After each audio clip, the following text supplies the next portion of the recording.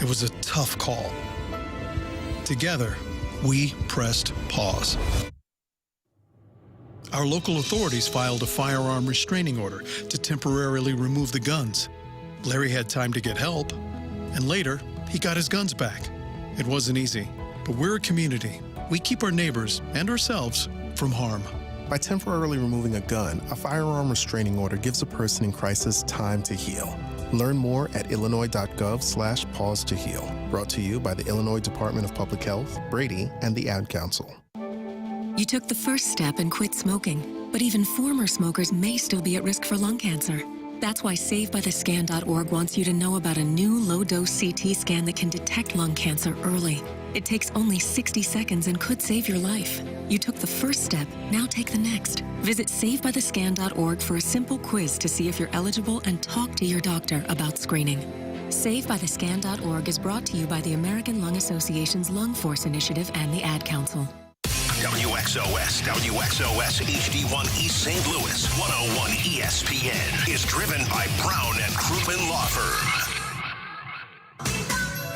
Rise and shine, St. Louis. It's the Brown and Crouppen Morning After with Tim McKernan, Doug Vaughn, Martin Kilcoyne, and Jackson Burkett on 101 ESPN. 7 o'clock in St. Louis. You're listening to the Morning After. It's presented by Brown and Crouppen on 101 ESPN and the TMA STL YouTube channel. Tim McKernan, Doug Vaughn, Martin Kilcoyne with you on the program. A gentleman by the name of Jackson Burkett is on the ones and twos. And if you want to call in, Chairman Kurt stands by with the Collier and Thompson phone lines. And Doug, what a delight yesterday is we had a large number of phone calls, and maybe we can have a large number of phone calls again today for Wednesday. Traditionally a Ween Wednesday on the program, and also phone call centric.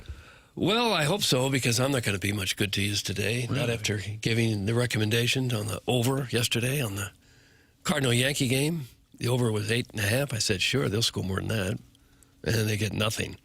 Did you put your entire bankroll in the I did. And so I'm wiped out. I'm ruined. And I start from scratch today, which is why I can't imagine that'd be any good to you. Martin, did you follow Doug's advice, and did you lose all your money? I did not. I would have wagered that they'd be going backwards. 13's a lot, Doug. Yeah, and you can't save them for the next day. Captain Save-A-Ho. Kind of back to business as usual. When I think the original lineup, Fermin was cleanup. Nice. And then they reworked it, so Fermin was hitting third. And my guy, Velasquez, and when I say my guy, I mean in March when I was mad he wasn't on the team, he hit cleanup. Yeah. There was an at-bat last night in the 8th inning, I believe it was, with the bases loaded, and he was coming up. And I almost, number one, I rushed to my app to see if I could bet strikeout. This is before there was a strike. And then I almost sent in our group text, this is a 5-star lock strikeout. And, Doug, it went 3 pitches. Is that all it went? And in a shocking development, just breaking balls in the dirt, flailed at him, and that'll wrap it up. And I thought, boy, these Yankee fans are really excited about something that all of us in St. Louis knew was going to be the outcome. Yep, that's what it was, and that's unfortunate. A 2-0 loss. I mean, what does it matter? But Hunter Dobbins looked good. Just two home runs. Yeah, that's the plus Into side. the 7th inning he went. And Ferguson looked pretty good, too, in his debut with the Cardinals. The highest paid player on the team.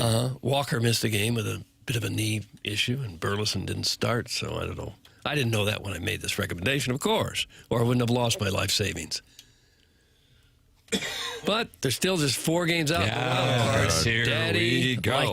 Daddy like you very much. And I know this has been Tim's thing for a while about the watered-down postseason. Come to the dark side. But if anything spells it out, it's that this current squad, which is rebuilding, not necessarily trying to win, Doug. Let's be honest. They're trying, focusing on rebuilding, and this is a learning year. We've been reminded 4,000 times that squad, 6-13 since the All-Star break, 2 games under 500, still alive. Yeah. Still alive. Only 1 game out of the cellar now. These teams are saying to baseball, no, we don't want to make it to October. And baseball is saying, no, you still have a shot. No, we're good. No, you're still in it. But did you ever think when the Cardinals were putting year after year being a contender or a playoff team that we'd ever have to say, well, they're not trying to win this year? I never thought it'd come to that. And here we are. Yeah, but I mean, it speaks to how fortunate we were. This was Joe Strauss's big contention. I don't know if he was writing a book. I don't know what the plan was. But I guess August of 2011. Did you ever get a tip-off, by the way, Martin, that Tony La Russa was going to step down in August 2011? I did not. Because, in fact, the night they won the World Series, we're on the field, and we were live on Fox. I mean, we probably did 2 hours of postgame or whatever because we had the game. I remember interviewing La Russa on the field, and my final question, I said, why don't you just announce it right here? You're coming back. You always like to go year to year. And I was in my car driving home, and I swear it was playing, I don't know if it was ESPN Radio or 590. Somebody had clipped it off. And then, of course, 2 days later, I thought, what a terrible question. Like, I had no clue. What was his response when you asked that? I don't remember, but we'll see, man. It's not the time for that or whatever. Who knows? But I thought, clearly, I had no idea. You know how we found out he was retiring? Because this show, I think, you know, outside of being the place where serious St. Louis sports fans have turned for years, it's our sources, and we're plugged in. This is where the newsmakers make news. And we found out because the non-gay's sister was in line at the airport and ran into Octavio Dotel in a Southwest line, and he mentioned that Tony La Russa was retiring. That went from Octavio Dotel's mouth to the non-gay's sister to the non-gay, and that was our source for Tony La Russa retiring. Multiple sources. This show has tentacles. Yep. What was your Matty Mock tip? That was from Ray King? Yeah, Ray King, not the one with a lot of cell phones from the 2004 and 5 Cardinals, but the texter and caller who somehow had a video of Matty Mock enjoying a wintry mix and posted that on Twitter. So then when local television had decided, a Twitter user by the name of Ray King, the former Cardinal pitcher... He says he's a regular contributor to a program called TMA. Yeah, Doug, we have tentacles everywhere. It seems that way, and that's how we break stories. What I was saying when discussing August of 2011, I believe the late, great Joe Strauss was aware that there was going to be a large change in the organization. Now, how large it was going to be, I don't know, but obviously Tony La Russa was one. Also, potentially Albert Pujols leaving was another. And I think, and I could be wrong on this, but I think he thought that there was a chance that John Mozeliak would be gone after that season, which might sound crazy now because it was just last season, 2025, when he was gone. But if you think about it, he took over after 2007 when Walt was let go, Walt Jocketty. And 2008 was not successful. 2009 was a great team, but they got swept out of the playoffs. 2010 didn't go to the playoffs. In 2011, it looked like they weren't going to go to the playoffs. And so they were about to turn the page and go into a different mode. And then they go on that run in September and then, of course, win the World Series. And then they go, okay, Pujols left. Let's bring in Beltran. Let's keep Berkman here, and then they continue the run through 2015. Point being, from 2000 through 2015, we were very fortunate here, and most franchises don't experience that, so it's understandable that St. Louis Cardinal fans have an expectation, not because the franchise has historically been one of the top spending organizations, but because the franchise has turned out successful competitive season year in after year out, and now we're in this kind of mode where it's like, yeah, 2-0. They didn't hit. Jose Fermin was hitting third. Whatever. But yeah, Doug, because Daddy does like wild card. He does. Daddy likey. 4 out. For the record, Martin, this is my statistic. There are only 3 teams in each league that are more than 5.5 games out of a playoff spot. Mets, Giants, Rockies in the National League, and the Royals, A's, and Angels in the American League. And in the American League, the Blue Jays are 8 games under 500, but only 4 games out of a playoff spot. 14.5 out of first place in their division. After coming within a whisker of beating the Dodgers in the World Series, next year they're a last-place team. And there's the Chicago White Sox, a laughingstock the last couple of years, a first-place team. It can turn around in a big hurry, up or down. And it's kind of what happened with it. Well, I guess maybe the Cardinals didn't go down in a hurry. We've seen this coming for a few years now. It's just still disappointing that it would ever come to the point where they don't care if they win or lose. Guys, the TMA fan page broke the Dexter Fowler signing. That's from the Hunchback of Von Castle. Didn't somebody see him on a plane? I think he also was in a line, perhaps flying in from Las Vegas to St. Louis. I know he was a Las Vegas resident. And maybe he was spotted by somebody who worked for Southwest, who's on the TMA fan page on Facebook, which Jackson does, by the way. Jackson does a hell of a job moderating that thing. Is that your favorite responsibility, or is it the skeleton on HD2 that's revenue neutral? Those two tied with changing text names. So those are your three. Do you have a Mount Rushmore? Answering DMs. Do you get a lot of those? I've decided that is no longer a correspondence method of which I will respond. How are you going to get laid then? Got a girlfriend. Damn. Oh, look at this. And you got a little Gordon Gekko going today. I like it. Kind of Pat Riley. Yeah. Slick back today. Smoking on the treadmill, huh? It'll dry here in a moment and look natural again. Okay. As Gordon Gekko said, we all know love is the greatest con. He said that right on the street to Daryl Hannah, didn't he? Yeah, I think that's right. I'm trying to remember Wall Street, the exact lines from Wall Street. Sounds like you're talking down to me right there. Yeah. No, I'm Sure, trying. Did you pick up on that? That's like of the lines of Wall Street. It's not that one to Daryl Hannah and Fide-Eye. I don't really think of that one. Fide-Eye? Financial District. Sorry. That's going to cause a problem. Doug, it's a 4-hour show, but we have to combine. Me talking on the show is like is just a timed trial of when I can get just jabbed. Well, no, but financial district is not. Nope, it's the war of attrition, and I'm losing. A little edgy today, pal. I'm not edgy at all. Okay. See, there it is. There it was right the there. Gordon Gekko look, and I like it. I'd do anything to be able to slick back my hair. That's So fair. you not only have the Gordon Gekko look, you kind of have his tone today. You're going to put us in our place. Well, in the world, yeah, I don't think I'd want to be Gordon Gekko in that movie. I won't want to be Martin Sheen either. Hal Holbrook? Yeah, what about Hal Hellborg? What about Friend of the press box, Martin? Were you on when he was on? Well, and he got sideways with Frank, are you? No, I think it might have been a Ken vehicle that was booked. And so I went into that back room. Jackson immediately looks to see if he's in the YouTube chat. And it was being recorded for future use. But he was coming to town. He did the Mark Twain one act. It was just him. Yeah. And that was one of his passion projects. And I said to Hal Holbrook, there's a really lengthy, I never ask a really lengthy question, but I said, just think of your character in Wall Street and, the lessons you were teaching. And I said, then think about Mark Twain. I had this whole thing I was really proud of. Maybe it's a minute-long question. And I said, those two really there's kind of a theme there. And he said, no, not really. And I believe it got clipped off, and Frank used it 5,000 times. That's why I don't feel guilty when we overuse any clip of Frank out of context.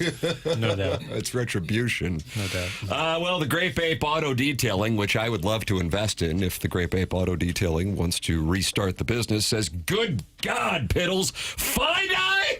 That's from the Great Ape Auto Detailing, headquarters, Doug, in the Metro East, not in the Fide-Eye? I'd never heard that. I have never heard that term, and I had friends who literally worked on Wall Street. I don't know what to say. That's Is this Herb saying? 'Cause I know Herb lives in New York. He's got places everywhere. Yeah. And is he in the Fide-Eye? No, he lives in Hell's Kitchen.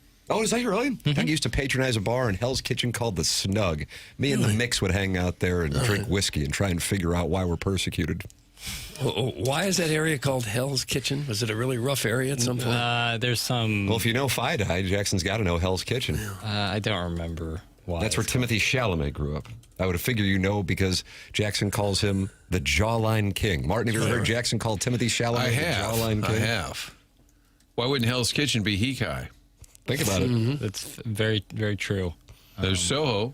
You type in Hell's Kitchen and Gordon Ramsay pops up. I know. It's the damnedest thing. How many shows does that guy have? Yeah, he's diversified too. He's quite wealthy.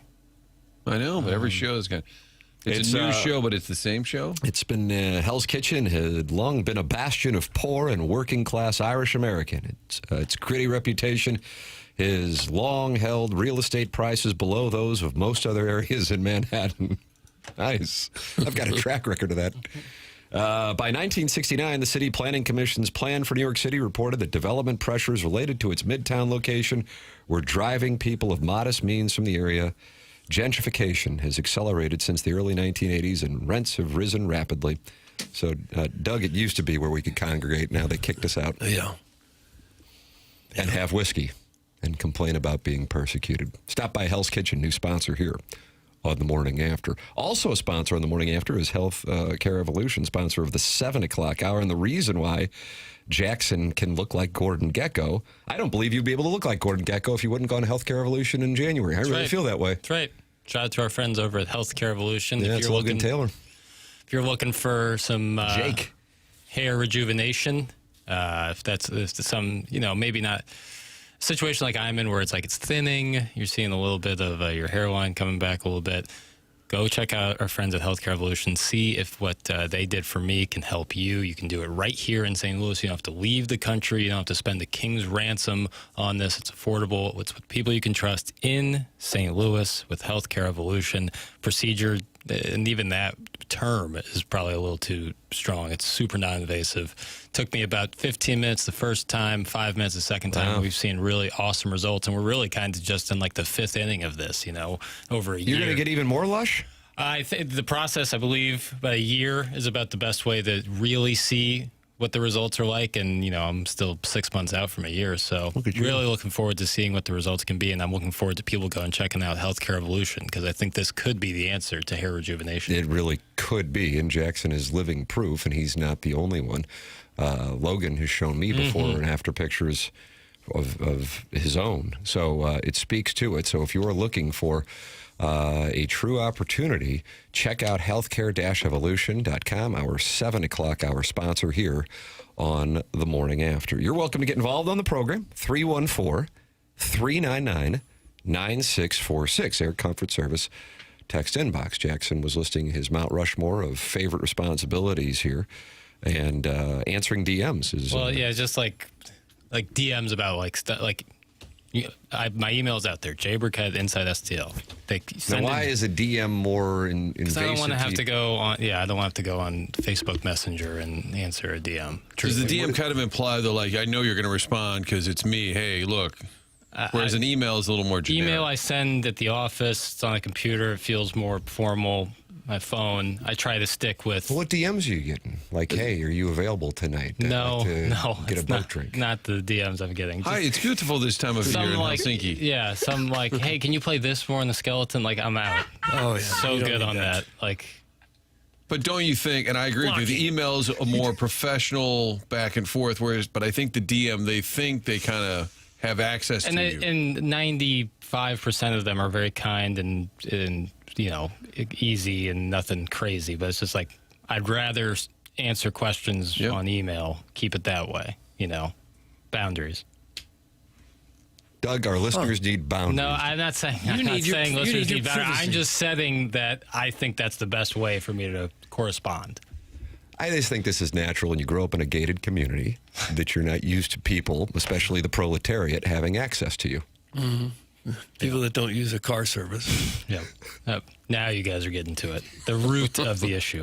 Crazy that one would want their hair back when they could be bald like Tim. Doug, that's from MD 2020. That might be supreme lemonading. I went bald because Tim was bald. You can text in, and then this week, because one of Jackson's favorite responsibilities is updating text inbox names. So if you don't have one, and I always, see about 12 on my laptop in front of me, and usually there are 2 who don't have a name saved. So if you don't have a name saved and you're like, how come my text don't get read? Having a name increases the chances substantially. 314-399-9646. Say, hey, Jackson, I don't have a name. I would like to use this name. You can also call in. Chairman Kurt mans the Callier and Thompson phone lines, 314-974-0101. And then you can open up your YouTube app, type TMA STL, and subscribe to the TMA STL YouTube channel and talk it over with Mr. Seawalk, Chairman Kurt, Gene Thomas, Deep Voice Dude, and MD 2020, who are all in there talking to, Doug, do you pronounce it C. Rohan or Crohan? Well, I'd have to see how it's spelled. Crohan. H-A-N. Crowan? Well, either way, Crowan says Papers needs to be suspended for his use of FIDI. I would think so. It's close. I could handle it. You ready to take some time away? Well, yeah. Discipline me, Doug. Well, okay. Since the attitude's not especially what I was looking for, you have indeed been suspended. Gone. Thank you, appliance discounters, for your suspension log and for trying to maintain some discipline in this town. Jackson Burkett suspended a period of 2 days' time for his attitude. Weekend starts now. The word FIDI. Love it. Thank you, appliance discounters, for suspending Jackson for 2 days. Chairman Kurt will slide in to do the drops. No, he's not. He's not. Chairman Kurt's out. I stand with Jackson. How about that? Thank you. One of the three of us are going to have to figure out the board. You guys get it. Just press anything. If it's lit up, that means things are hot. Oh, is that right? Yeah. St. Louis Appliance Discounters has always been known to have the lowest prices in town, and it just got better. Come by the Appliance Discounters outlet store located at 9425 Gravois in Afton. The store is filled with slightly dinged or dented, close-out, or one-of-a-kind appliances, and believe it or not, they are priced even lower than their 4 other showroom stores. Some items are priced more than 60% off the competition. So, all come with a full factory warranty. If you don't mind a small ding or dent, you will save big. I just got a brand new refrigerator from the Appliance Discounters just a couple weeks ago. The outlet store is open Monday through Friday from 10 a.m. to 6 p.m. and on Saturday from 10 a.m. to 5 p.m. or shop the outlet store online at theappliancediscounters.com. That's theappliancediscounters.com. The suspension log you will sponsor, where Jackson's name has been entered. Get involved on the program. You are welcome to call in, text in, talk it over in our Form Energy YouTube chat, or email in for the Design, Air, Heating, and Cooling email of the day. It's TMA 101 ESPN. Tune in every day this week from 2 to 6 is the Fast Lane broadcast live from the E&B Granite Studios at the Centene Community Ice Center on 101 ESPN. E&B Granite, Bernie Federko's only choice for granite countertops, cabinets, and flooring, and presented by Bud Light and Skimmer's Original Vodka Iced Tea. Things in Washington, D.C. may seem unsettled at times by their lack of progress. But one department in the U.S. government is progressing. That is the IRS. Hi, this is Lance Story with the Lance Story Law Firm. The IRS is in full function to collect on unpaid taxes. If you've been putting off a tax problem, it's time to call the Lance Story Law Firm and get it resolved. Don't think the government is too busy to focus on my issues. Too many of my clients thought the same. So if you owe back taxes or haven't filed returns in years, it's time to call the Lance Story Law Firm and finally resolve your tax issues. Remember, if you have tax problems, you have legal problems. Call the Lance Story Law Firm. Our office is right here in St. Louis. Or call 314-260-6120 or visit LanceStoryLaw.com to schedule your free consultation with your local tax resolution law firm, the Lance Story Law Firm. The choice of a lawyer is an important decision and should not be based solely upon advertisements. For all your aftermarket vehicle accessory needs, ask for Brian Grigg, VIPAutoAccessories.com. America is turning 250 this year, and Circus Sports is celebrating by offering all users in Missouri $250. For everyone in Missouri, all you have to do is deposit $250 on your Circus Sports app, then play through that deposit. Once you do, Circus Sports will reward you with $250 right in your account. This is available for everyone in Missouri, new and existing users. Celebrate 250 years and find out more at circusports.com today. Must be 21 or older. Gambling problem? Call 1-800-GAMBLER. When shopping for a new auto insurance policy, AAA could help you customize your coverage to fit your unique needs and budget. Trust AAA Auto Insurance to help you find the balance that works for you. See how a simple switch could make a big difference. AAA, we're always with you. Visit AAA.com/insurance. Insurance provided to qualified AAA members by Auto Club County Mutual Insurance Company. Membership requires a separate payment. If you're on a weight loss drug right now, listen up. I'm Charles D'Angelo, the weight loss coach. I lost 160 pounds and have kept it off for over 20 years. Since then, I've helped thousands of people to do the same. Not with meds, but with mindset, structure, and accountability. If you're using a medication to help with hunger, great. But what's your plan for when it stops working, or when your body adapts, or when you want to stop? The truth is, the drug might help you eat less, but it doesn't change how you think about food. It won't build the habits you need to sustain your results for life. That's where coaching comes in. My clients don't just lose weight, they change their lives. If you want this to be the last time you lose the weight, go to charlesdangelo.com and schedule your free coaching consultation. Whether you're on medication or not, let's make it stick. Visit charlesdangelo.com today to schedule your free coaching consultation, or call my office at 314-495-3228, or visit charlesdangelo.com. That's charlesdangelo.com. This Saturday only, celebrate National Frozen Custard Day at Ted Drew's. Enjoy $3.14 micro concretes all day at our Chippewa and South Grand locations. Ted Drew's Frozen Custard, a St. Louis tradition since 1929. The appetite for destruction returns. Guns N' Roses World Tour 2026. One night.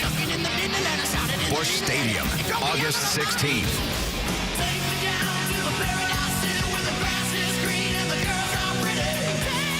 Tickets are on sale now at livenation.com. 101 ESPN has your shot to score tickets to Guns N' Roses August 16th at Busch Stadium. Find all the ticket details and your chance to win free tickets to Guns N' Roses right now at 101ESPN.com or on the 101 app, powered by Dobbs Tire and Auto Centers. You're listening to TMA, presented by Brown and Crouppen on 101 ESPN. Boys Club. Hunchback of On Castles in the Forum Energy YouTube chat, that TMA STL YouTube channel, Doug, where friends gather and watch us. Okay. And he says the commercials are still on with 3 siren emojis. And then the Devil's Crotch says the YouTube's going to shut us down. Relax. Why would YouTube shut us It's been down? remedied. Okay, sorry. No, I'm not talking to you, Doug. I'm not talking to you. It's been remedied. I'm not talking to you. No, trust me. After that suspension in the last segment, I've learned my lesson. It had to sting a little bit. I'm sitting over here with the Texas Red Ass. Oh. Put that up. But yes, the no commercials on YouTube, so I fixed that. We're good. Look at that. Okay. Thank you for alerting me, actually, to whoever that was. That was a Hunchback of On Castle with 3 siren emojis. Is that what you want? 3 siren emojis? That gets your attention? Well, tone it down a little. But 1 siren emoji then. That'll do. Okay, 1 siren emoji, please, when you have an alert, when you DM Jackson. 314-399-9646. That's how you can text into this Air Comfort Service text inbox. You can open up your YouTube app. You can talk it over with siren emojis. In the Forum Energy YouTube chat, where Snorting Ants is talking to Chairman Kurt. Chairman Kurt's going in there, on there. You're talking to Jake Reynolds. Yeah, Gene Thomas earlier was just Gene Thomas was a little surprised that people would DM a sports radio producer, and I just told him you'd be surprised. Do you get DMs? I do get. What's the context of the DMs you receive? Sometimes they're just questions or recommendations, which are always lovely. Sometimes they're just checking in. But yeah, do people check in on you? Well, ours is a type of show where friends feel they can DM at any time. Yeah. But yeah, they do occur, so don't think that they don't, Doug. Oh, no, I'm sure that they do. You can DM me, Timothy Michael McKernan, on Instagram. It's pretty much the only place I am these days, just to see Ella Reese's workout routines. And you can also follow, because Chairman Kurt's doing the Lord's work at TMA_STL on the TMA Instagram. And we have a TikTok account, because I see that pop up, but it's not as active. Am I right on this? Am I correct on these things, or am I not correct on these? Or is that the 101 ESPN TikTok account? I don't know, Doug. I don't either. I think there is a TikTok. It's not anything I don't believe I've ever had access to. Doug, is it you posting these TikTok? You're doing dance routines. I don't think I've ever. I need to start posting more on TikTok. If we got Doug to dance on TikTok, it wouldn't even have to be good. It would break the internet. What kind of dancing? There's naughty. You're thinking about it. The Naughty possibilities are dancing? limitless. We can be naughty. We can be less naughty, more naughty. Oh, brother. I just don't get a few drinks in me. I actually probably don't even need you to actually dance. I could probably just AI that and reap the benefits. Okay. It's kind of naughty. That'd be better. I'll have an excuse. It wasn't me. You're a naughty boy. How about that, Mike Lee? Oh, a naughty boy or a noggy boy? Kind of like you like eggnog? I don't care for eggnog. No, Doug is really anti-nog, actually. The new Fi-Di Burkett is really running me the wrong way. The, quote, I'm having sex regularly arrogance from the button pusher is starting to make me sad. And it's ironic because Doug DMs me you up multiple times per week. That's from Steven time. You're DMing listeners to see if well, they're just up? to see if who's awake and who's not. Hey, Doug, do you have a Snapchat? That's from the Never-Ending Wife. I have all that stuff. I don't use it, but I've got it all. I'll talk to you later, KW, Snapchat. Try to keep up, but I don't use that stuff, most of it. Chairman Kurt, you're on the dating scene, the only member of this dais that is on the dating scene. Where do you think the most promiscuity takes place? Which app? And I'm not talking about like Hinge, Tinder, right? Whatever. I'm talking about your standard mainstream apps. Probably Snapchat. I think the nature of Snapchat is to be a little promiscuous. Really? Yeah. Got to get an account. Which one is Grindr again? I don't use it a ton, but I get the impression that it's for sneaky links and... Sneaky links? Is that what you said? I thought that's what he said, too. What did you say? Sneaky links. Sneaky So links. what's a sneaky Is that link? a side with pancakes? Yeah, you get them with your pan coins. Ooh, pan Oh, gosh. Sneaky links, like linking up? Yeah, okay, so a sneaky link would be like, I think you said it real well there, Martin. When you link up, but you're trying to do it like maybe in the darkness of night, or you don't want anybody else to know. Jackson, am I right on the that? QT at 3. Yeah, it would be someone who you're not in like a relationship with, but someone that you kind of have a strictly physical relationship with. And Side piece, huh? Well, it could be a side piece Friends with situation. benefits. Watch this. Guma. Yeah. Chairman's rewatching. But you could be Sopranos. single and have someone like that. It's just you know? you're not really broadcasting it. Like you're going home from the bar, it's 1 a.m, and you're like, and then you What in the world? and then you send off a Now that I liked. Fi-Di I could live without. then you send off a little DM, and then you're taking an Uber. To see what the word is. Right. Really? Wow. Right. That would be. But you can do that when you're single, you know. But it's somebody that you already know. Right. Whereas opposed to the dating apps, they're strangers. Mm-hmm. And the Snapchats, they disappear. They don't linger in perpetuity. And also, people can take screenshots off of Snapchat. But I was under the impression the law could still obtain them if need be. So yes, yeah, they can. You think, not you, I'm talking about the royal you. Yeah. You think that they're gone, but in reality, if there needs to be tracking them down, they're always there. That's my understanding. Yeah, I rarely use Snapchat. I fired off a response to a story last night with just a foot emoji, Doug. What did that mean? What does any of this mean? Yeah. It's just turning into Frank opinion. Me and Doug are Frank. What's going on here? What is a foot? Dan, what's a foot mean? What does that mean? Yes, sir, foot. A foot emoji to a story. Yeah, what was going on? Somebody, a sneaky, Show me your feet. A possible sneaky link posted a story from a concert, and they were showing their feet like on the lawn out at Riverport, and I just responded with a foot emoji. It's like foot porn. Okay. Just putting out a little feeler. So this was a girl that you've had some contact with. And on Snapchat, she said, look at my feet. I'm at not Riverport, but Hollywood Casino Amphitheater. Correct. What if you'd send an ear? And you responded by just sending a foot. Like not your own foot. No. But just a foot emoji. Yeah. Okay. How'd that go? Yeah, what happened? No response. Pitch out, nobody going, Well, but puck's on net. What are you supposed to say to that? It was a feeler, Doug. Why don't you take a picture of your own foot? Why don't you take a picture of your own foot? Well, who says I won't? Ooh, I like this. You won't snap me a foot pic. I wish it was just an emoji exchange. She sends back a stethoscope. You just keep going back and forth. The Devil's Crotch is in that Form Energy YouTube chat on the TMA STL YouTube channel and says, I'm so glad I don't have to date in these times. But on the other hand, this digital age would bring about lots of opportunities. Doug, that's the Devil's Crotch observing I would the think dating that it landscape. would, yeah. It used to be you'd have to go to bars or find a party or something. You don't have to do that anymore. And you'd have to face-to-face rejection. Well, give me your fucking feet. I would think it'd be much easier today than it's ever been. Kurt was implying with his emoji.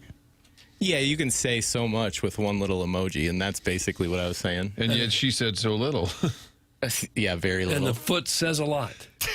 It says you didn't even take the time to write her back a comment or take a picture of your own foot. I don't want to seem over anxious. Okay. All I have time for is a foot. You're playing coy. Okay. Jay Jr. is smiling down on you guys right now. Doug, that comes from Mandrake in the Form Energy. Yeah, he liked his feet. YouTube chat. You're welcome to call in as well. 314-974-0101. That's 314-974-0101. Collier and Thompson phone lines. Text in and, of course, email in. We're giving away Guns N' Roses tickets for the prize for today's Design, Air, Heating, and Cooling email of the day and throughout the week. Find all the ticket details and a bonus chance to score free tickets for Guns N' Roses right now at 101ESPN.com or on your 101 mobile app. The concert taking place Sunday, August 16th at Busch Stadium. Sharon and Clayton has thoughts on the conversation. Oh, sure, dating is so much easier hooking up with rando weirds on the internet. Sharon and Clayton. I imagine that probably more often than not, that's how people meet their future spouse. It's pretty hot. Wouldn't you think now? In 2026, on absolutely. dating apps? God, I would think that's probably 75% of engagements. I would think so. Would you agree with that, Papers?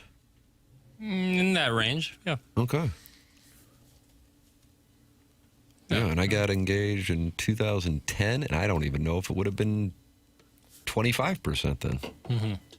Yeah, it was still not taboo, might not be the right word, but not viewed by a younger crowd to be like the way to meet people. But now, yes, it is much more a conventional way of meeting When you are single, Jackson, and Kurt, you are currently, would you ever go up to a woman at a bar and say, hey, how are you? Nice to meet you. You would? Okay. Yeah. So that has a What was limited. your line? Hey, do you listen to TMA? There is no possible outcome in which this goes well for me by answering that. You're supposed to show up and go, va-va-va-voom. Yeah. Come here often, toots. That's the line? Mm-hmm. And then with a toothpick hanging out of my mouth. Mm-hmm. With a toothpick. Combing my hair back. God, I like that. I think that would work. Red hot. Yeah, that's super hot. You want some TMA swag? Yeah. You got a couple shirts Probably my to give first away. one ever, 2020, when the inventory of the shop was in my parents' garage. I could have been like, hey, you looking for an Iggy for Mayor t-shirt?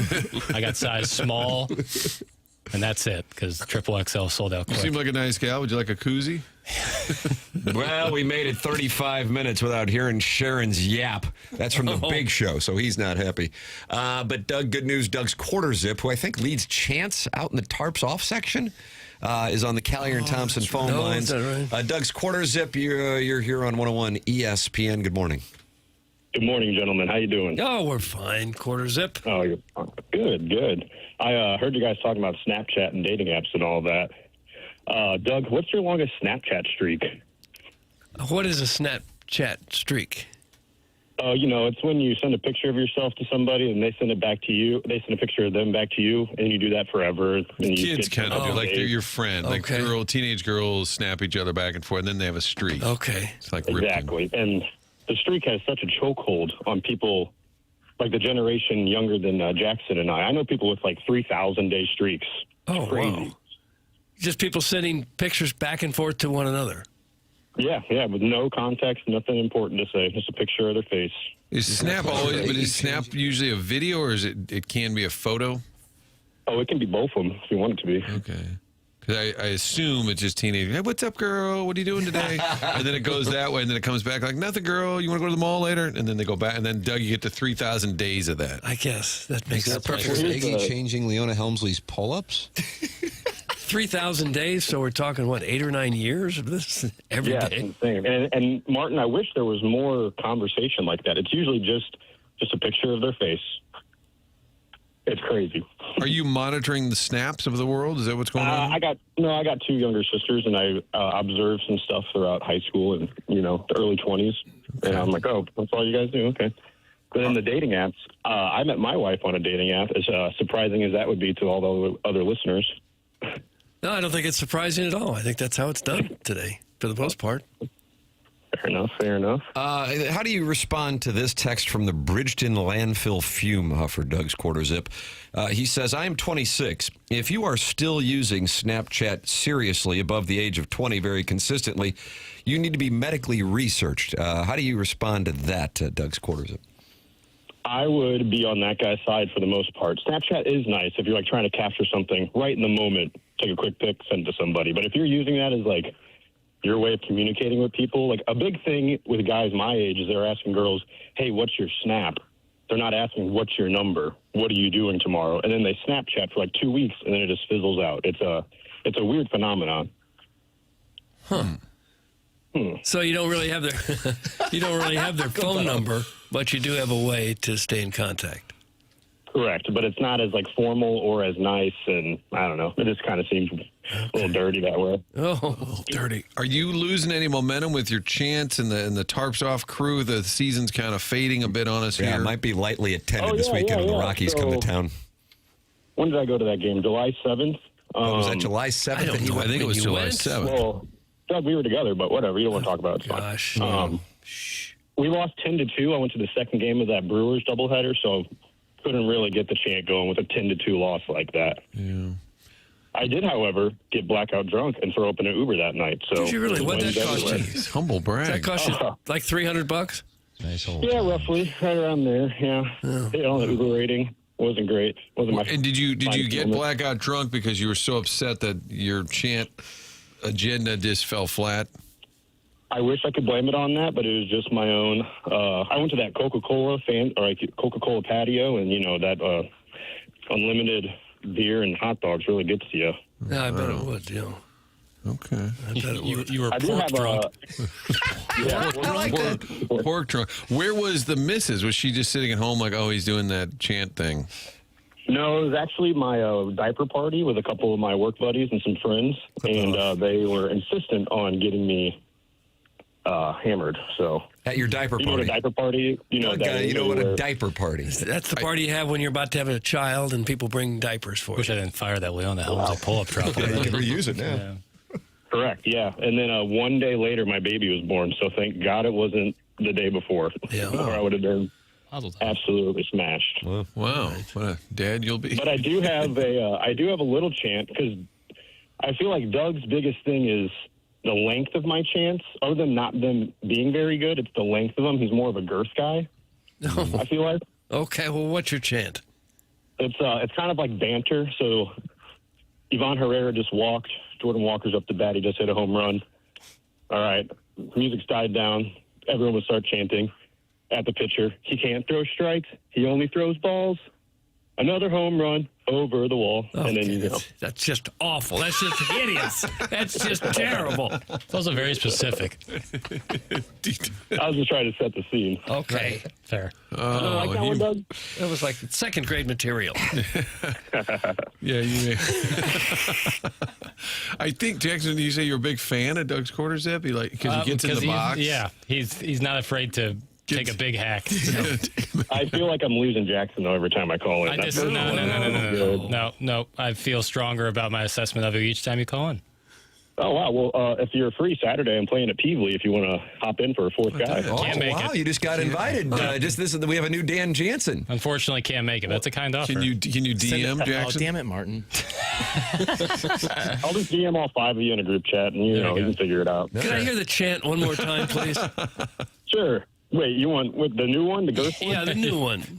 Okay, it goes, he can't throw strikes, he only throws balls. Another home run over the wall. I'm starting to like it more. All right, here we go. Starting to like it a little bit more. When you're drunk, you probably are about the IQ of a second grader. Yeah. Like a 20-year-old drunk guy is probably a second or third grader. So I feel like that's right in their wheelhouse of. Right. Yeah, I can see how that can catch Doesn't really rhyme. No, it's horrendous. But sometimes that's the charm of it. Yeah, I agree. Exactly. Well, and wall and ball do rhyme, but that's okay. That's fine. But he said balls over the wall. Mm. The S like balls over the wall. Oh gosh. Okay. Well, the assessment is now plummeted the touch. It's over. I'm sorry, Jackson. No, it's okay. That's why I like it about you. You like hacks. Balls over the wall. You take a hack. I don't. Nolan Gorman-esque. You wearing a quarter zip? It's 48 degrees in there. You wearing a quarter zip? It's actually kind of nice in here now. Yeah, it's actually temperate right now. It tends to get a little colder as the day progresses for some reason. Oh. Yeah, we dress The in night layers. guys must have started that fire for you, kept that fire stoked. You got a big day planned? What's today? We have a baby shoot. I got a newborn baby shoot that my wife, baby photo shoot, whatever you want to call it, that my wife planned. And I'm going to cut the grass. That's about it. Okay, big day. Not going to work today? No, I don't work every day with my job. It's kind of a couple days on, couple days off type deal. What do you do? Maybe a beer vendor? Fireman? Hit the nail on the head. Yep. I drive a truck. How about that? Paramedic firefighter. Yes, sir. Oh, excellent. First responder. Well, thanks for your service. Oh, you don't got to do all that. Okay. Never mind then. Yeah, thank you. Actually, Come here, big fella. We actually don't like it when you say all that. Oh, okay. No. Sorry. I'm kidding. It's a good person to person. Yeah. But well, we appreciate what you do. How about that? There we go. Other than the lame chant you came up with, we appreciate what you do. Yeah, I think what you guys do is more important, but hey, that's either. I'm glad that people are starting to appreciate just how important it is that we do this show. Talk show host, then first responder. Thank you. Correct. Yeah. Thank you, Doug's Quarters App. Thank you, Tim. Have a good day. Thank you. All There he right, is, then. Doug. Charlie and I were, I think we both had to work on Christmas Eve or something, whatever God. it was. You both had to work? I forget the circumstance, but one of our colleagues, and she no longer works there, but she tweeted out, "Thank you to all of us who are working on this holiday." It just had like firefighters, police, news anchors. And I was like, gosh. Oh, no. I just said, oh, for the love of God. Right before the healthcare workers. And then I had to sit in that same studio later, and I just wanted to say, can we undo the tweet? Can we just not have people? I don't want people to think that I'm thinking that way. Don't you think working for the Tupacs is more prestigious than getting a PhD? I wish I could find it for you guys, and it doesn't matter who it was. I don't even remember. But Wasn't meant as a joke. I swear, no. It was very sincere, with a shot of her sitting on the set, saying, "For all of us having to serve you on this." God! Ooh. I get goosebumps of cringe. Doug, that call was not well received. Why not? In the Air Comfort Service text inbox. A lot of instructions to go to take your pick of a number of bridges over the Mississippi specifically for him. Mr. 63011, he came out to Meadowbrook a few years ago and watched us defeat Chris Nagel, and has a very fast golf cart, and says this nerd needs to snap back some Roundup, then snap that minivan of yours off the Eads Bridge. Is this Mr. Fix? That's from Mr. 63011. The stand span was brought up quite a bit, as well as people would like to see the Doug's Quarter Zip head to one of our local bridges. Yeah. Whoever texted in, though, that Snapchat for anyone like in their mid to late 20s is accurate. That is So you think like you being on Snapchat at this point at 28 would be creepy? Yes. Okay. Not creepy. It's just you got to grow up. You're putting a dog filter on your face when you're Snapchatting somebody.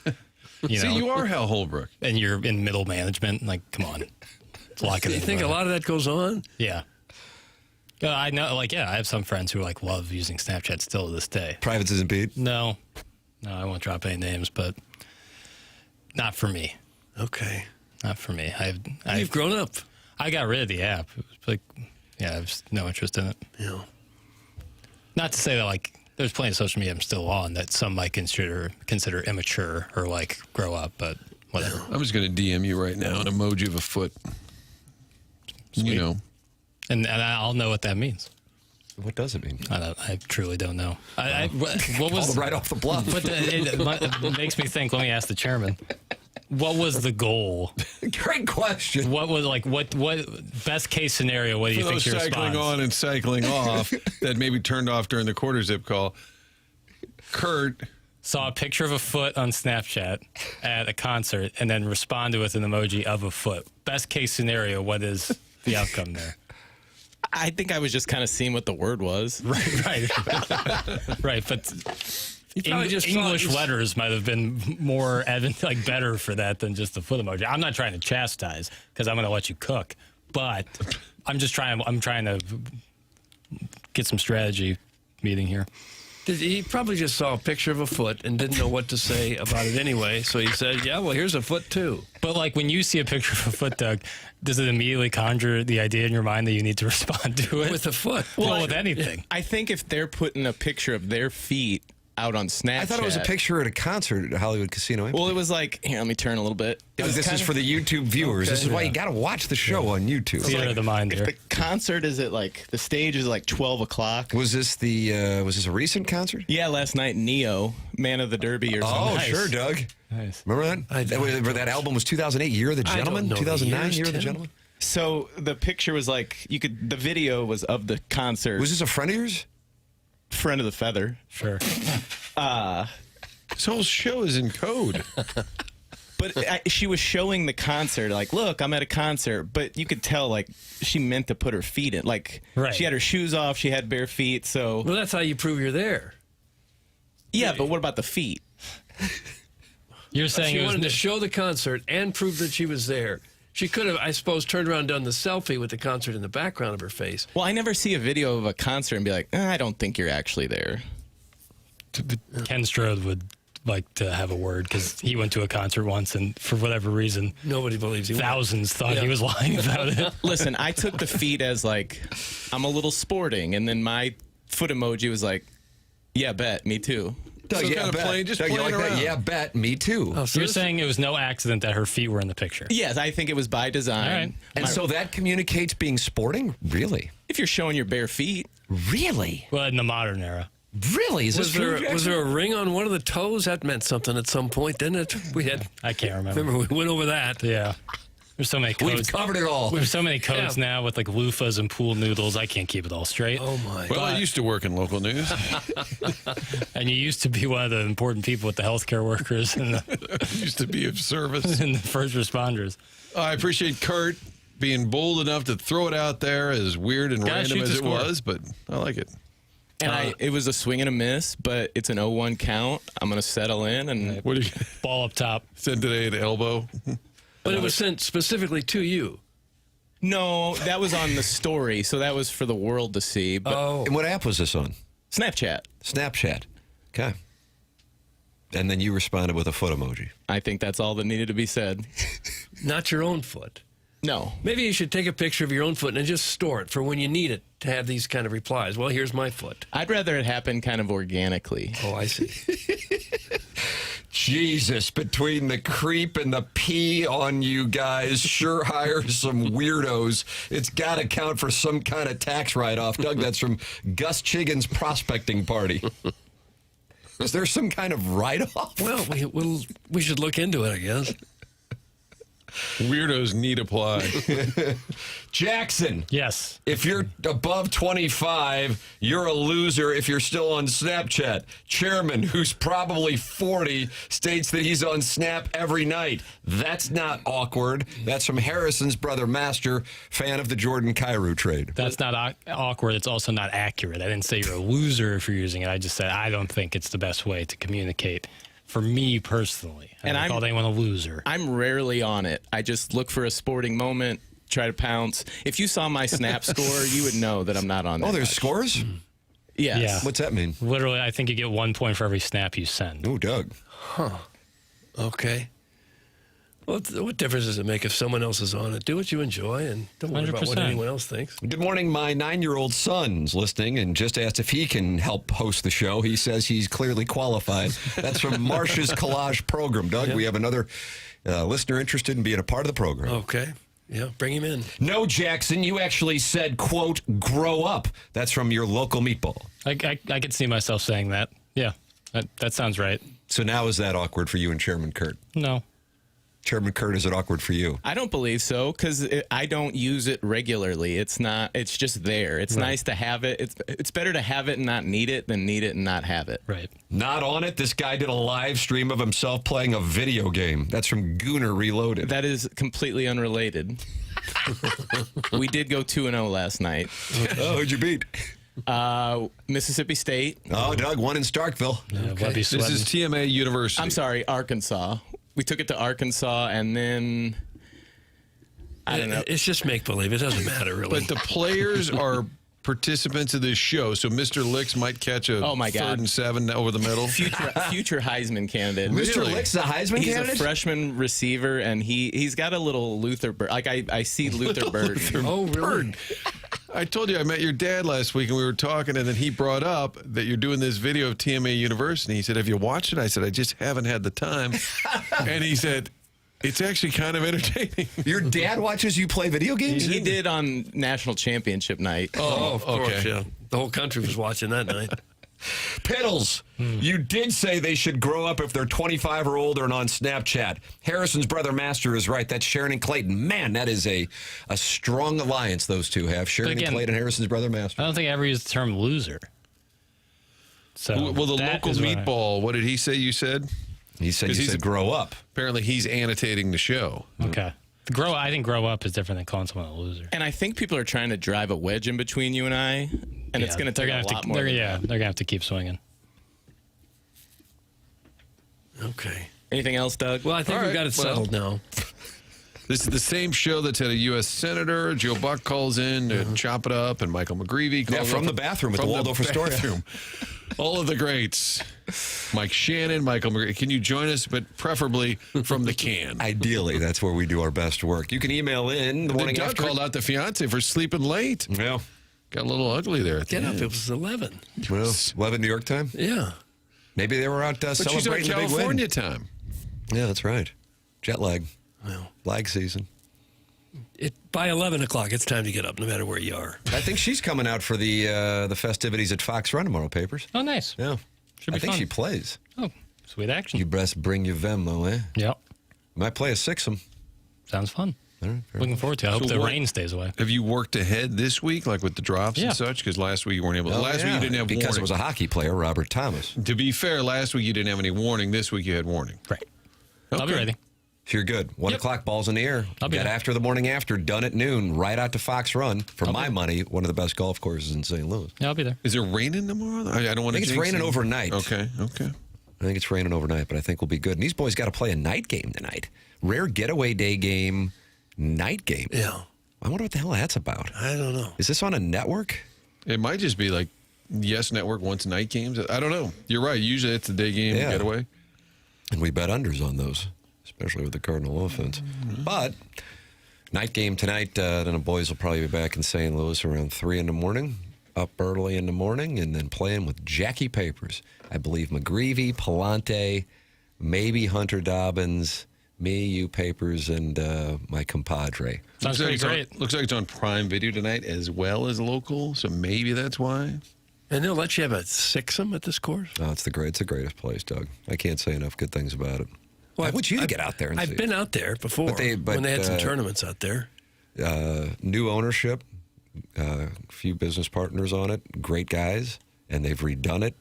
And I cannot say enough good things about it. People ask me, what's your 4 best courses in St. Louis? And I put Fox Run there. And I don't hesitate. And that's in Eureka out there off 109? Is that where that is? Yeah, I guess that would be, you can drive through Eureka. Yeah. You turn left and just keep winding around. Yeah. But yeah, that's where we'll be. And Papers is going to go low. Been playing better recently. How about this? He's trending. Huh. He's downplaying it. I like that. Yeah. Make sure you're on my team. Just a little better. Still have some issues. McGreevy might have a problem with you not having a gin. He'll live. Man, this guy. I'm telling you, this is the gecko-ass. Yeah, this Gordon Gecko, Jackie Papers. You got the new the man. I like it. Yeah. Awful lot of bravado. Yeah, chairman of the board over there. I like this. You're kind of saucy. Is that right? I don't feel very saucy.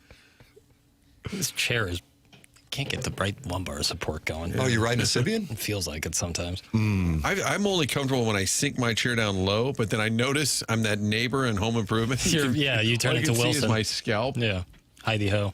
Gateway National has to be on that list. Has to be. Kirk Herbert. In terms of public courses, 100%.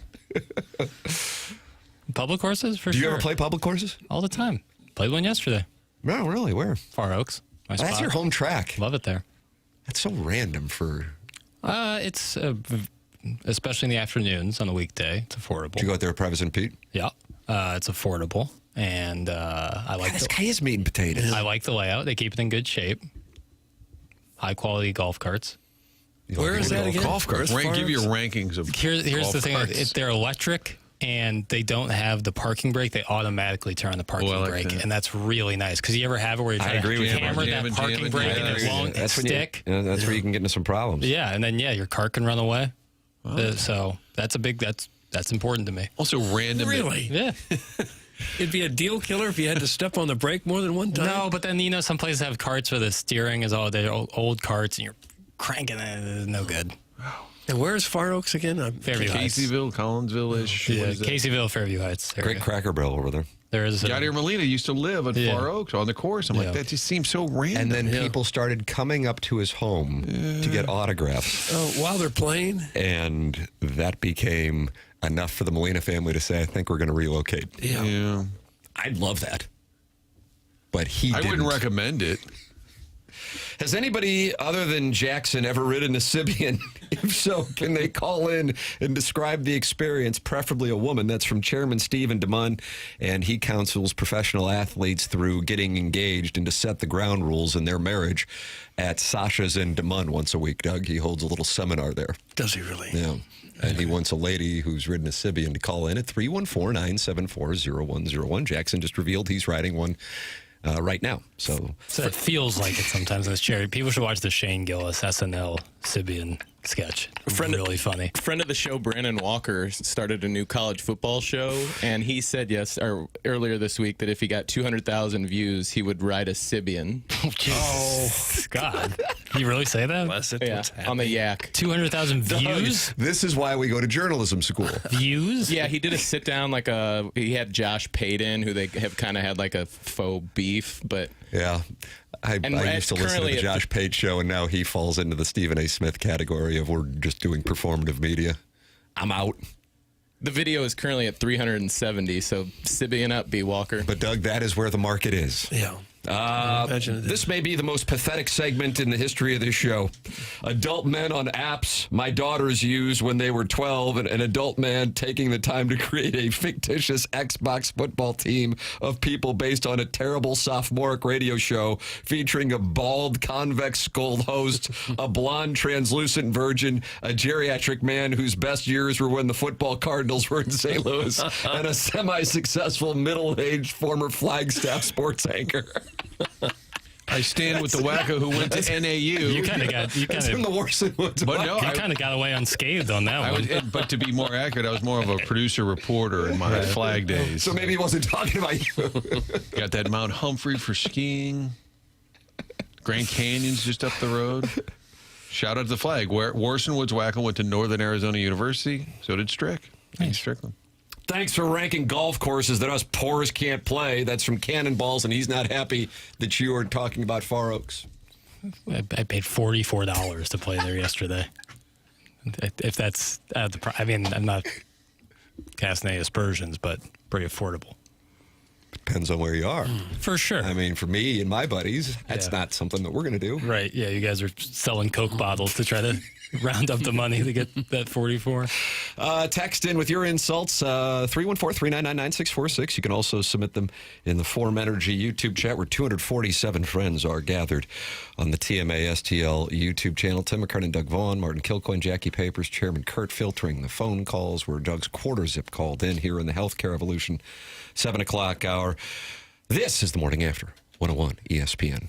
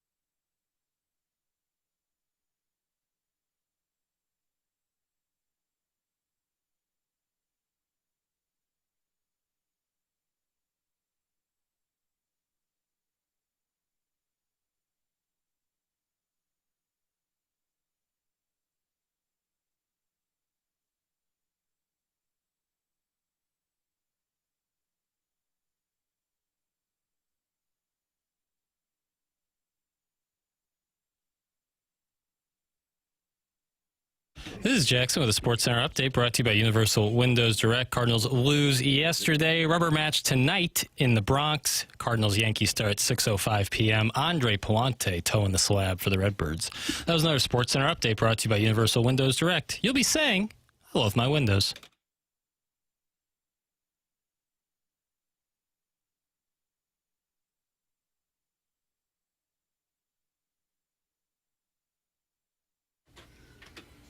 Oh, Doug.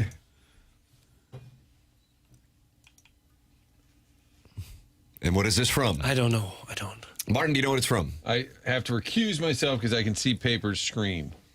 Good for you, Martin. Chairman Kurt. I don't think I've ever heard this in my life. Cillian Murphy. Okay. Had a movie come out this year, but it was a television series. Was it really? You're still expecting me to guess it right? Correct. I have no idea. Nick Cave is probably not going to help.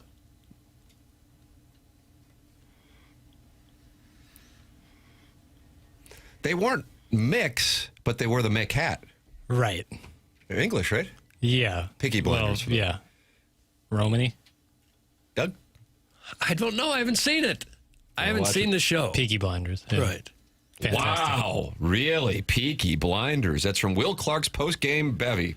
It's Stephen Knight's birthday. He's the one who created Peaky Blinders. How about that? Of course. How could I have forgotten that? The whole country swing is and a miss. buzzing about it. Peaky Blinders, you dolt! That's from Patrick Bateman. You dolt. Yeah. Is that the show? My wife was watching it. So you've never watched it? I loosely watched it. Is that the one where Michael Shannon, the actor, has like the fake face? Or am I thinking, what's the one you're about thinking of Boardwalk Empire. I'm thinking of Boardwalk Empire. Peaky Blinders, Cillian Murphy. Yeah. It's great stuff. And it's your favorite role ever for... I thought you said this, but I may be wrong. My favorite role? Oh, for Tom... what's it? Why am I blanking on his name? Well, can we have initials, please? No, Tom Hardy. Is it my favorite Tom Hardy role? It's Jackson's favorite Tom Hardy role. I like how you're quizzing Tim. Well, I think. Well, now I got to think. I thought you said that. Well, it's tough to deny Bane. Tim, what are my favorite colors? I'm trying to think. I do love him as Alfie and Would you Peaky tell me what Blinders. movie I like? It's really great. I think Steve Buscemi's best role is in Sopranos. You know, talking about Brief role. Yeah, but similar to like a Tom Hardy role in Peaky Blinders. Chairman Kurt, did you get it through any Sopranos last night, or were you just playing college football in front of thousands watching, including your father? I saved The Sopranos. It's a weekend thing for me. Oh, is that right? Yeah. So you play college football during the week and you watch The Sopranos on the weekend? It's a very strenuous schedule I live over here. Sounds like it. Doug, watch this. Tom Harry. That's from Doug's Prison Wallet. Wow, that was nice that you were able to say that. You can say things like that by texting in 314-399-9646. You can also call in Collier and Thompson phone lines, 314-974-0101. And, of course, email in for our Design Air Heating and Cooling email today, the morning after at InsideSTL.com, Design Air online at DesignAirService.com. Jackson, I just had word brought to me by one of our playing partners that we might have some rain to negotiate for this big showdown tomorrow. I was looking at the forecast this morning, and I saw possibility of rain starting in the morning. I mean, we're about to get into the pockets of guys who make league minimum, but it's $800,000 a year. Right. We finna be rich. Yeah, I thought we were going Sizzler after. Amen. But now we got a problem. Right. Well, what's meant to be is meant to be. Think about that. Yeah, we got a flood watch, it says. Well, that's by tonight. And in the current era of pro sports, like $1 million salary is nothing. How many players on the Cardinals' current roster make more than $1 million? I know the answer, therefore I will recuse it because I was texting with some compadres in one of my group chats about it, and they could not believe the number. I would think every team in baseball has 80% making $1 million or more, 70%. Doug, how many Cardinal players? We know Ferguson, right? Yeah, highest paid player, of course. That was a great stump question. I'm going to guess 4. I'll say 3. Should have said 5. Oh. Caleb Ferguson, Andre Palante, the second highest paid player on this team. Oh, well, that's right. We can really get into his pockets.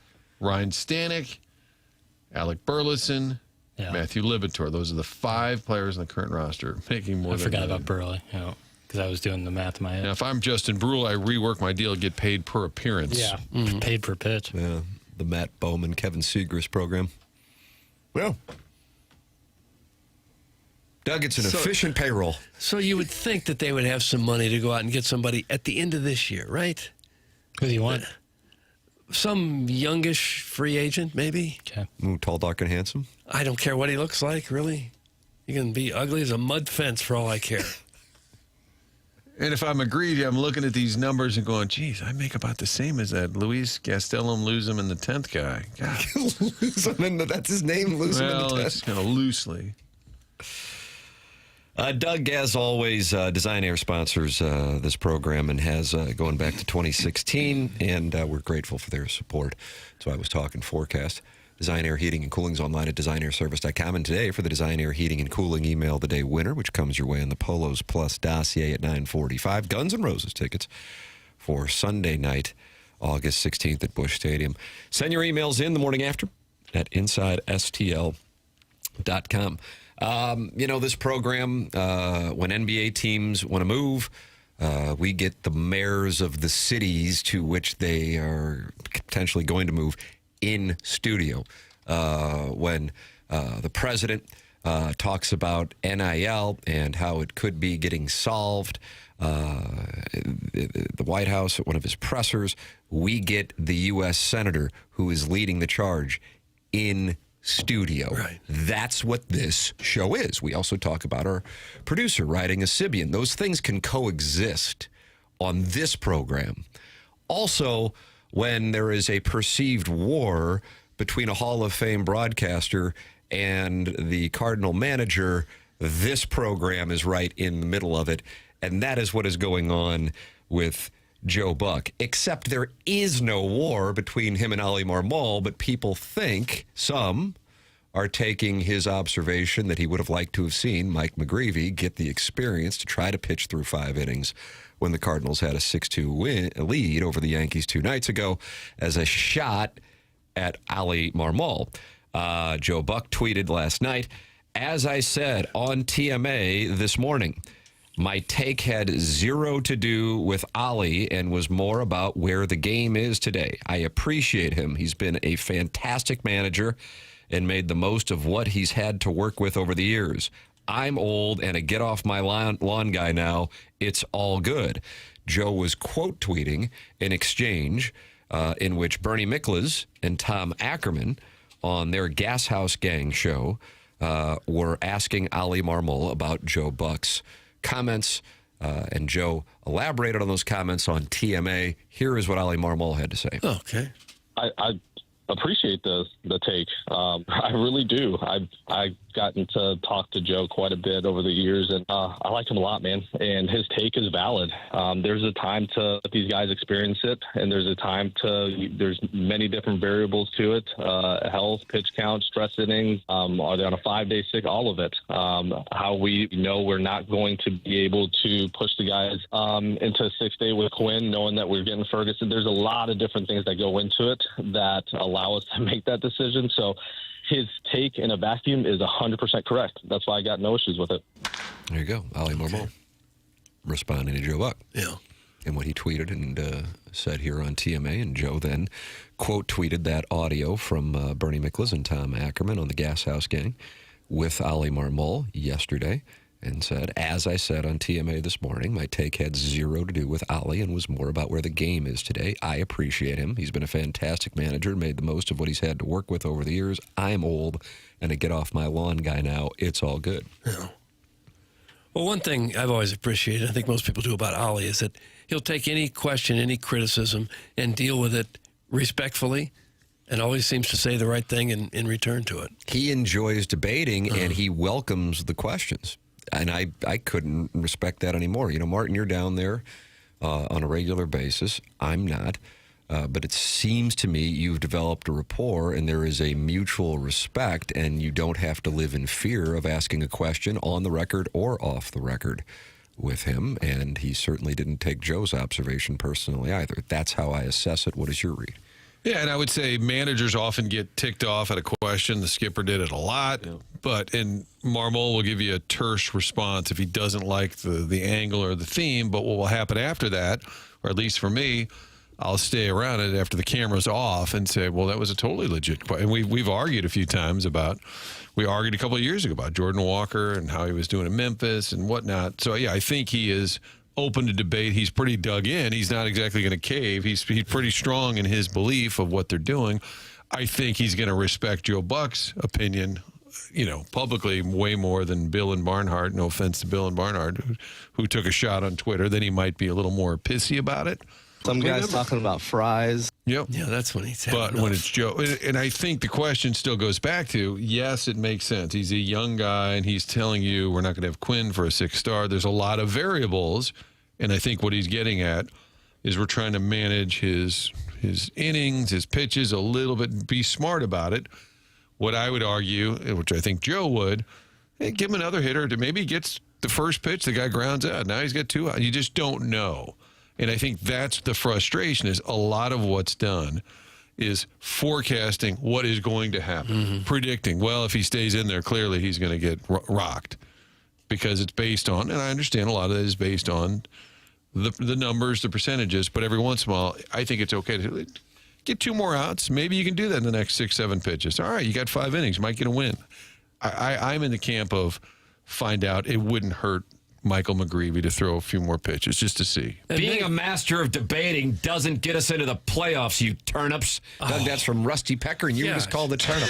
I know, that hurt. Stoltz and turnips in the same segment. It's possible they would treat their starting pitchers like McGreevy differently if they were in the middle of a pennant race. If this season is lost pretty much as it is now, maybe they just don't want to push any of these young guys at all, because the worst thing that could happen is asking for McGreevy or some other young pitcher, we'd like you to give us another 15, 20 pitches, another couple innings, because we got a chance to win this game, and then have one of them get hurt and need Tommy John, and they're out for next year. So it could be that they're just being overly cautious and not going to risk any injuries with any of these pitchers at this point. Right. And the other frustration I have is sometimes the explanation will move around. So with Libator, he's got to work through things. Okay, well, McGreevy, we were like, hey, let's let him work through things. There are other times when they'll say, the guy's got to come out. You didn't see it, but he was laboring. Yeah. Okay. And then another guy comes out, wasn't laboring at all, but look at the splits, look at the numbers. And so that's what I get frustrated. Which is it? Because laboring, some of that is stats, some of that's the eye test. But I would have given a young pitcher a chance to throw a few more pitches there just to see if he could get through the inning.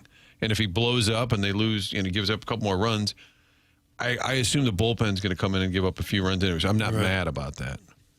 It's our expectation. We expect an over-under of approximately 2.5 runs from the bullpen each evening. Factor that in.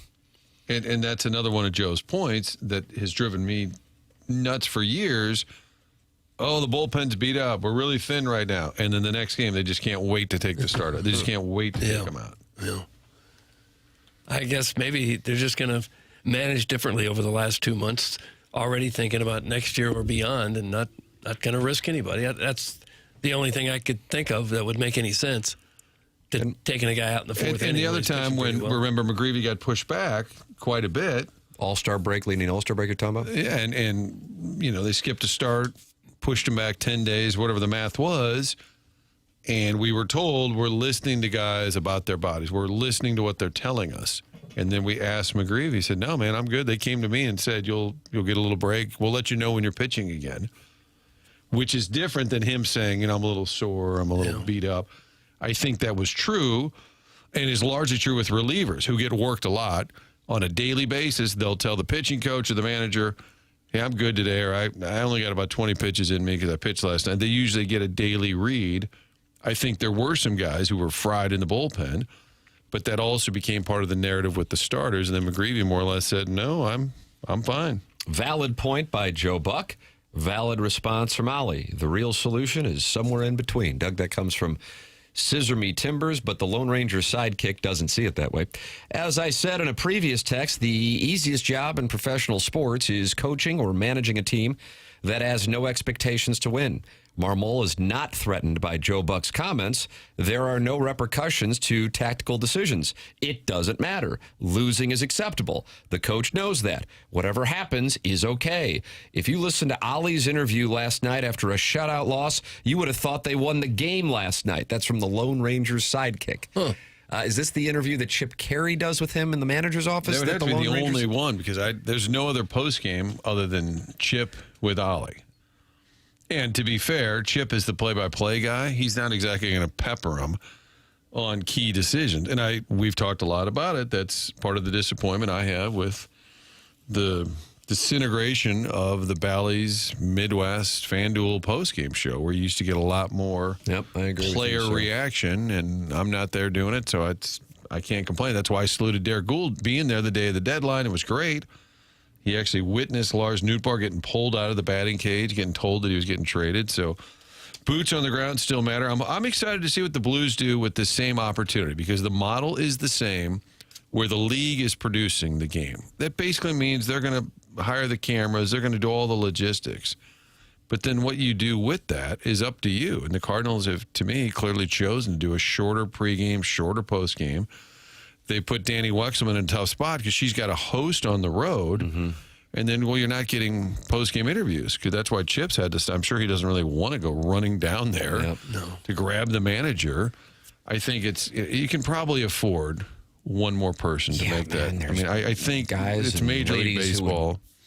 Do anything to have a gig on the Cardinal telecast and work for peanuts, which is one of the reasons why the industry's effed. And I think that's the reality. You would get. I just think it would be a lot more satisfying, because there are one of the great things about baseball, especially Cardinal baseball, is that daily debate. Yep. Well, what was that about? Well, why'd they take him out? Well, what did McGreevy say after the game? Well, I don't know.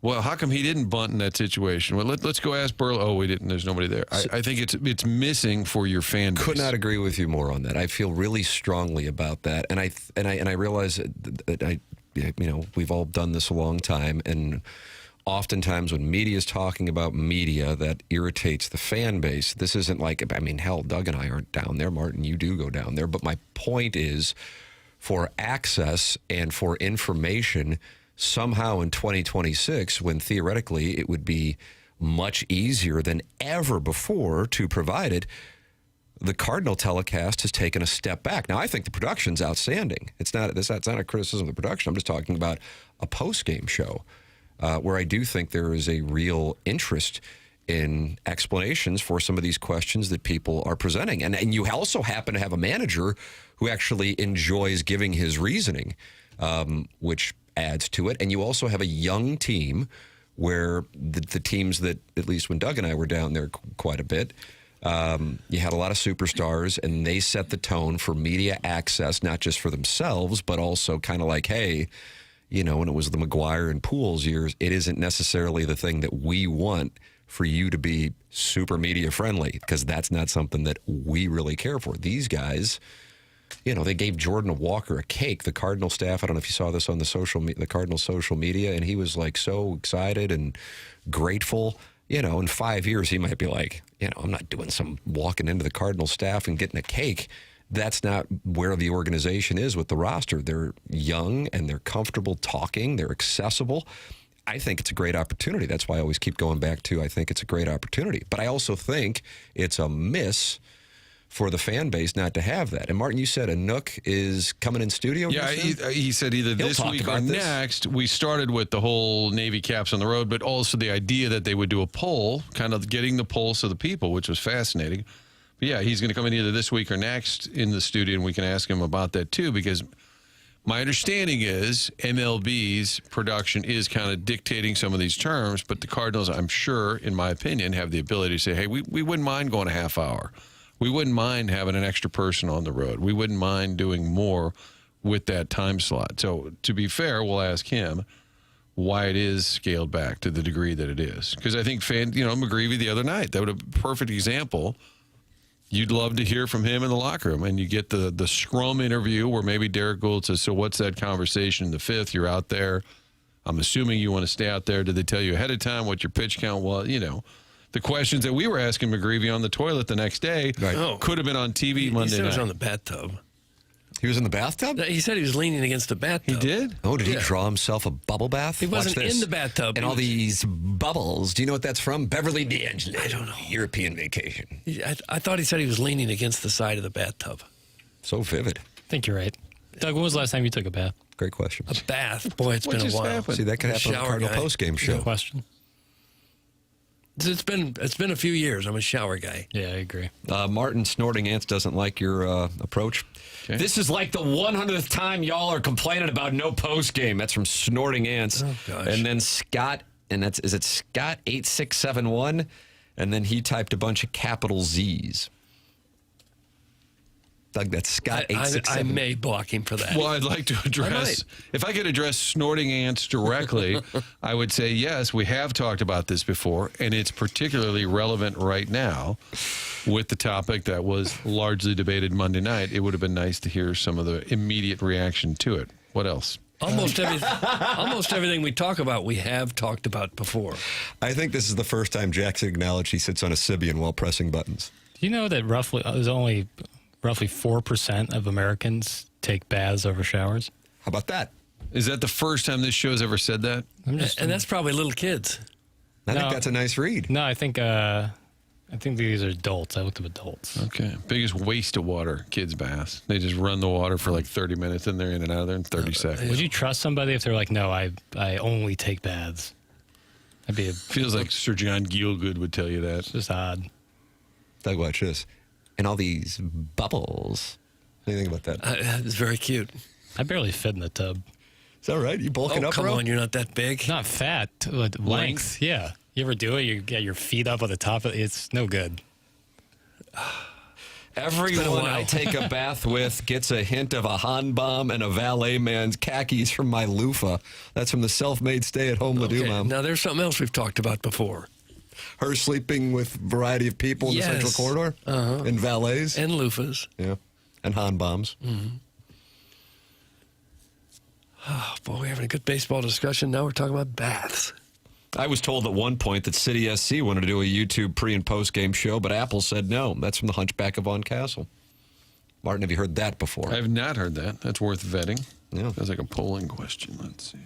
Martin already has 2 jobs. Why is he angling to host this Cardinals post-game show? Enough exposure already, big boy. That's from Chairman Steve in Des Moines, and you did a show live from his place at Ballpark Village. We did on the balcony. We kind of took last year's season and nosedived. It was that Cubs series where we were still optimistic, and then they started Fetty, and then the season went in the other direction. No interest in doing that job, but it would help my TV job if there was a little more post-game on the road. I'm not going to lie. Enough exposure, big boy. 43% of all females who are members at country clubs and over the age of 38 own a Hitachi magic wand. That's from the self-made stay-at-home Ladue mom. Jackson, do you have that data? I'd have to question some of the polling processes that went along with that survey. I'm also reading here that in the Netherlands, it's the lowest frequency of daily showering or bathing, with roughly 55 to 64% of residents washing daily. And that's all the hooers in Amsterdam. I guess. I guess it's because it's so cool there year-round that, like, they don't feel like they sweat enough to shower? I don't know. I don't know. You shower every day, Doug? Of course. Yeah. Good question, though. I can't leave the house without a shower. I can't do it. Yeah, the AI, like the suggested questions after I looked up this bathing topic is really funny. How often should 70-year-olds shower? Is there a difference for ages in showering? Doesn't look like it. How often should seniors wash their hair? Well, I think seniors when they get a little unstable, they're less likely to hop in the shower. That becomes an issue. Sure. You need a grab bar. How often did Queen Elizabeth bathe? Queen Elizabeth the First. Great question. Probably took a full bath once a month. Ugh. How often do you think they took baths like 150 years ago? Or this is the Old West. In the 16th century. Probably once a month. Yeah. But at least everybody probably smelled the same way, so maybe you didn't notice. You wouldn't notice it, I don't think. Feels like a Friday poll question. A good exit poll question. Exit poll, Doug. What? How often do you bathe? I have a slightly used loofah if Doug wants to take it for a ride. That's from the 618. I'm so close to 618 has blue feet right there. Needs to have a text inbox name. You can't suspend just all the 618, can you? Oh, sure I can. Oh, wow. Put a region on I have notice. sweeping powers. Papers, did we go from seam talk to rummage sale just like seamlessly? We're talking ball, And now we're knee deep in some rummage sale. I mean, it's a Wednesday chop session, so it's a Wednesday chop session. So I wouldn't worry too much about titles and all that. You're welcome to get involved with your stories of loofahs, Hitachi Magic Wands, and Cardinal takes. 314-399-9646, Air Comfort Service text inbox. And, of course, you can call in at 314-974-0101. That's the Callier and Thompson phone line number. Email in for the Design, Air, Heating, and Cooling email today. And then you can just talk it over with 284 friends in that Form Energy YouTube chat on the TMA STL YouTube channel. Get involved, hang out, see what the word is, and talk it over with other TMA listeners. Boy, how about this email I got from a brand new sponsor, Doug? That's Cardinal Vending, Daddy Padre. Sure, he was in the other day. And then there was a cutie with the glasses. Right, Remember his him? brother. Was that his brother? And Daddy Padre, Stanley Cup winner, and now Cardinal Vending is an advertiser here on TMA.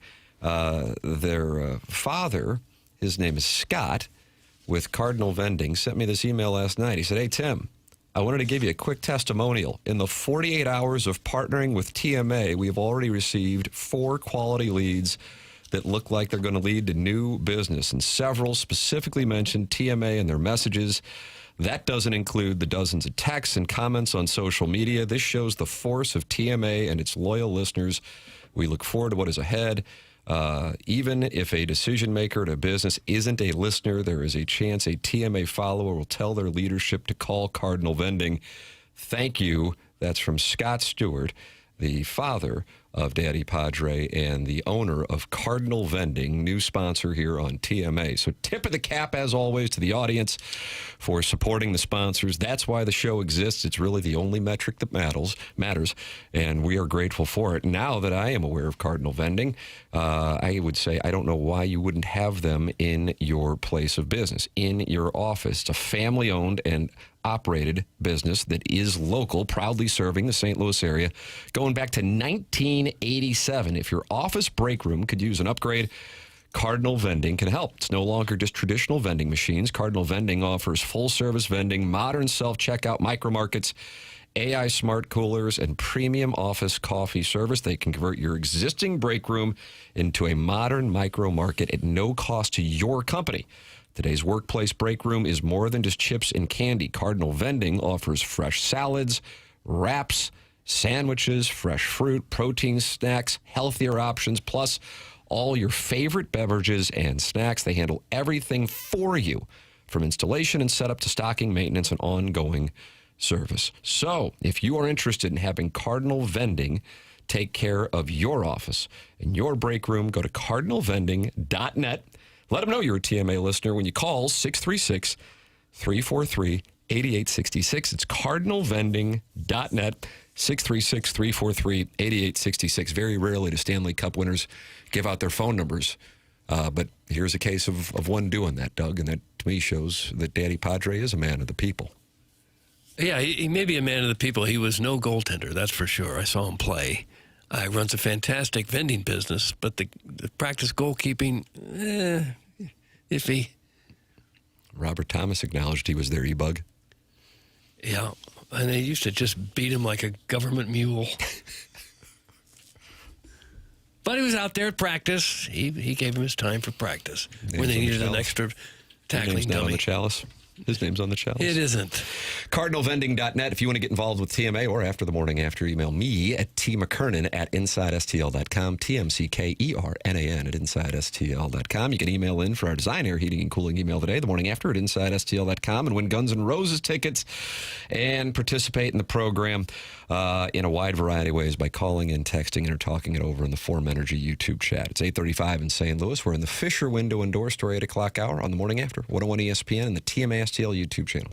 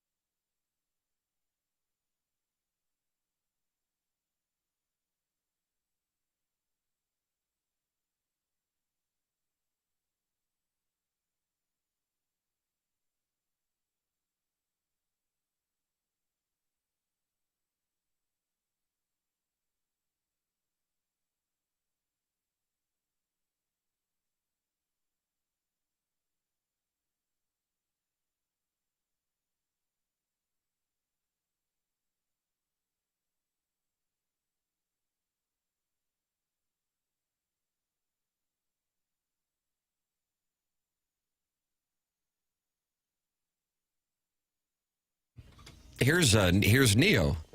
This was the concert that was Hollywood Casino Amphitheater. Jackson, are you a Neo guy? This is with Pitbull, right? Yeah, Neo would have been popular like when I was in elementary school. Mm-hmm. So definitely heard a lot of him, but I wouldn't say that I seek him out now.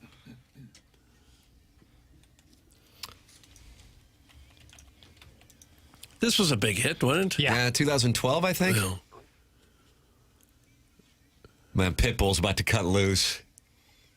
You get fired up when Pitbull's about to go? Well, I don't really get fired up. I understand he's a big star. Mr. Worldwide, Mr. 305.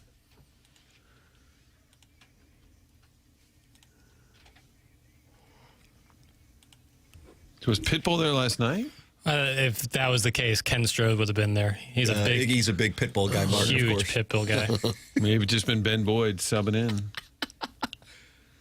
Dale. Chairman Kurt, were you at this show? No, he was sending I was feet at home pics. creeping on Snapchat. No, that's right. You could do both. You could have gone to the show and still done it on And actually 5G. met a person in real life, Doug? Listen, Damn. we were coming off an 0-3 start to SEC play, and we needed to get right. Yeah, the last thing you want to see is the coach at a concert after an 0-3 start. The quarterback.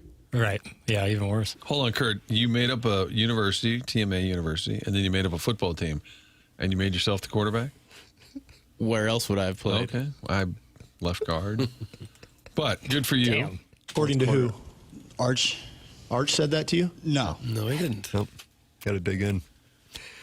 All right, where Doug, can I bathe where can I because watch it helps with my hemorrhoids. Let me know if you want to peep. That's from the diabetes trans fat. Oh. Does that help with hemorrhoids? Look that up. I don't know. It's a cream, right? You got to do some sort of cream. In this case, this gentleman just bathes. I don't know if that'll do. Oh. He doesn't be like, I don't know. I shouldn't get too deep into that. No. But I was exploring it in my mind for a second. Sure, you were. Yeah, you were curious. Explore his hemorrhoids. According to who? Arch? I didn't mean to Arch play said this that to you? again. No, that's right. It's a I like it. classic. You just can't go wrong. Hey, Tim.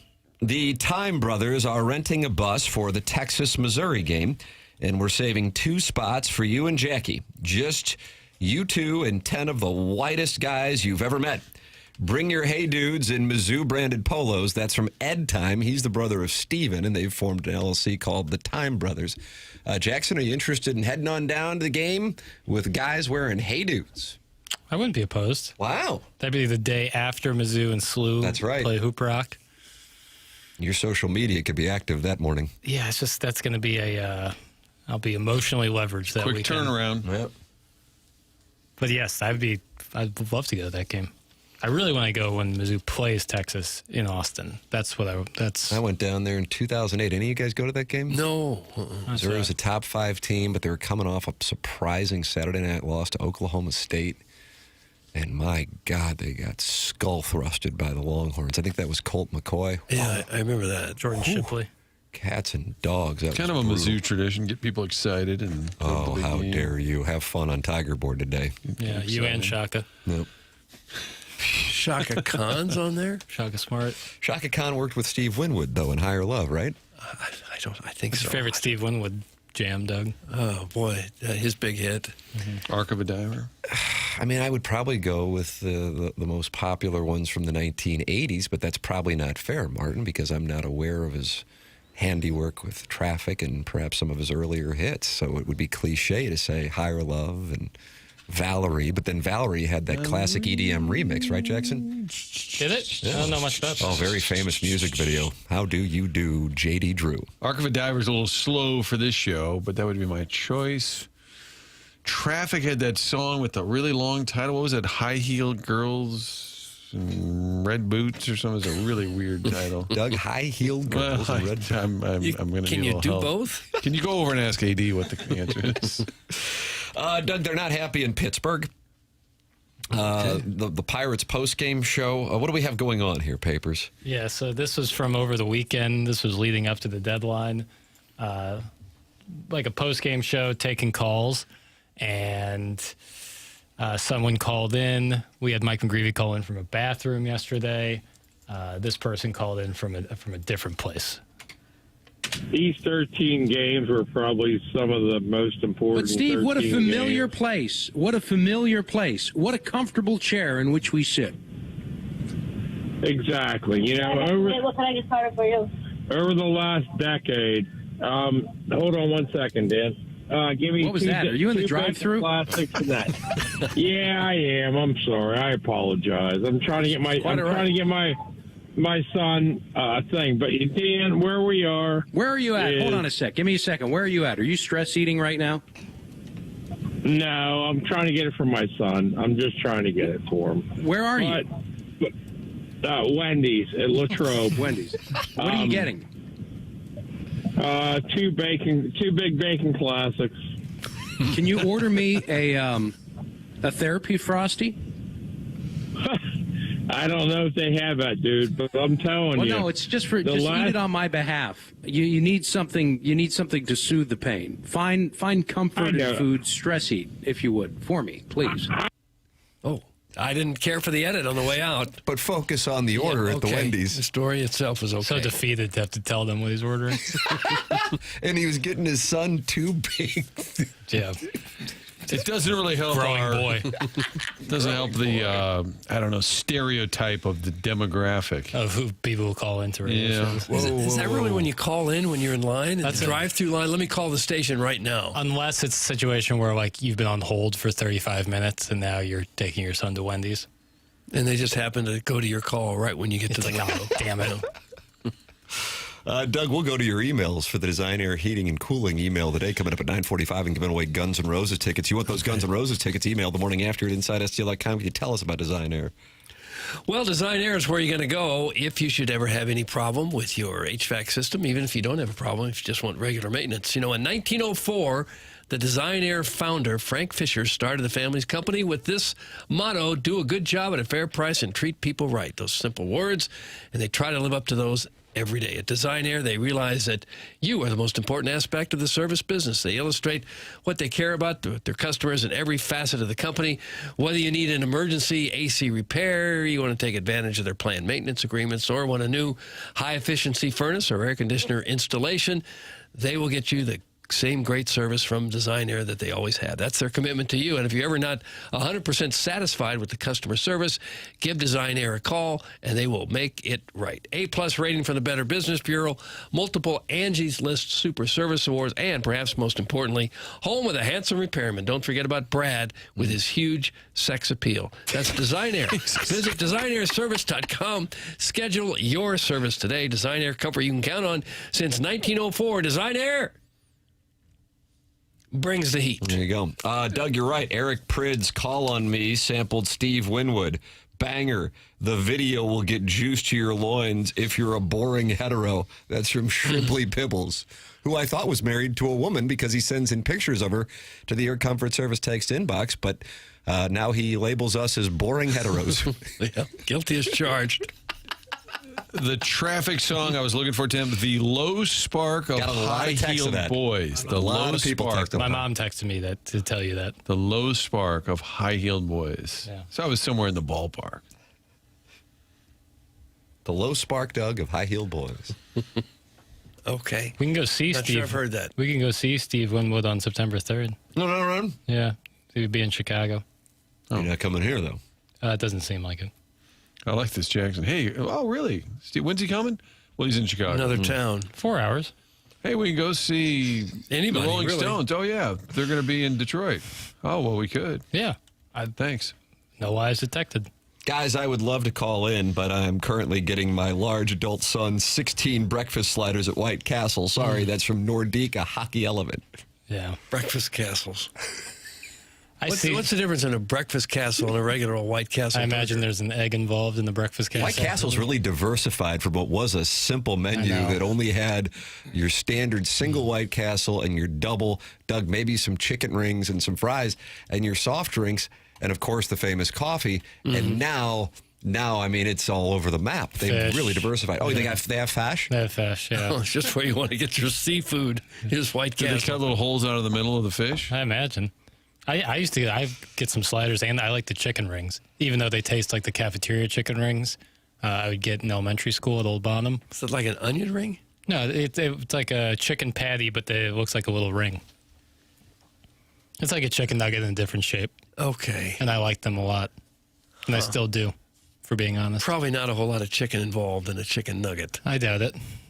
I think it's all chicken. I don't know what you're talking about. Yeah. Live rib rib meat. It's called rib meat. Rib meat. Yeah, pressed rib meat. Oh. That's what I'm looking for. For whatever reason, something you just recently said upset somebody in the 636, Jackson. Enough is enough. Get this St. Louis hating trust fund baby out of our town by any means possible. Doug, that was sent in caps from the 636, Jackson. Is that about seeing Steve Winwood in Tinley Park, Illinois? Nope. I'm here to stay, baby. Oh, are you really? How about that? Yep. You would never move out of St. Louis? No, I didn't say that. You just said you're here to stay. Yeah, I'm here to stay. This was like a Ken argument. I'm here we do the shows from 11 to noon. Yeah. Then I'm liable to leave and never come back. But for right now, 10 toes down. Oh, okay. The fat community has really gotten picky over the last couple decades. The menu at McDonald's now has chapters. It's how kids in St. Charles learn to read. Doug, that's from Arbor Day. That's not nice. Chapters? I do see some breakfast offerings from fast food places, and it just makes me wonder, if you are to order that on a weekday, what's the rest of your day looking like? You know, are you going into the office and operating at the same efficiency, or do you need a nap at 9:30? I can see stopping at one of these places for breakfast if you're like getting up early for a road trip. Yep. You got a 3-hour drive. Let's hit a McDonald's and get an egg McMuffin and start coffee. driving. Yeah. But just as a regular breakfast stopping point, I don't know. It's a heavy start. Yeah.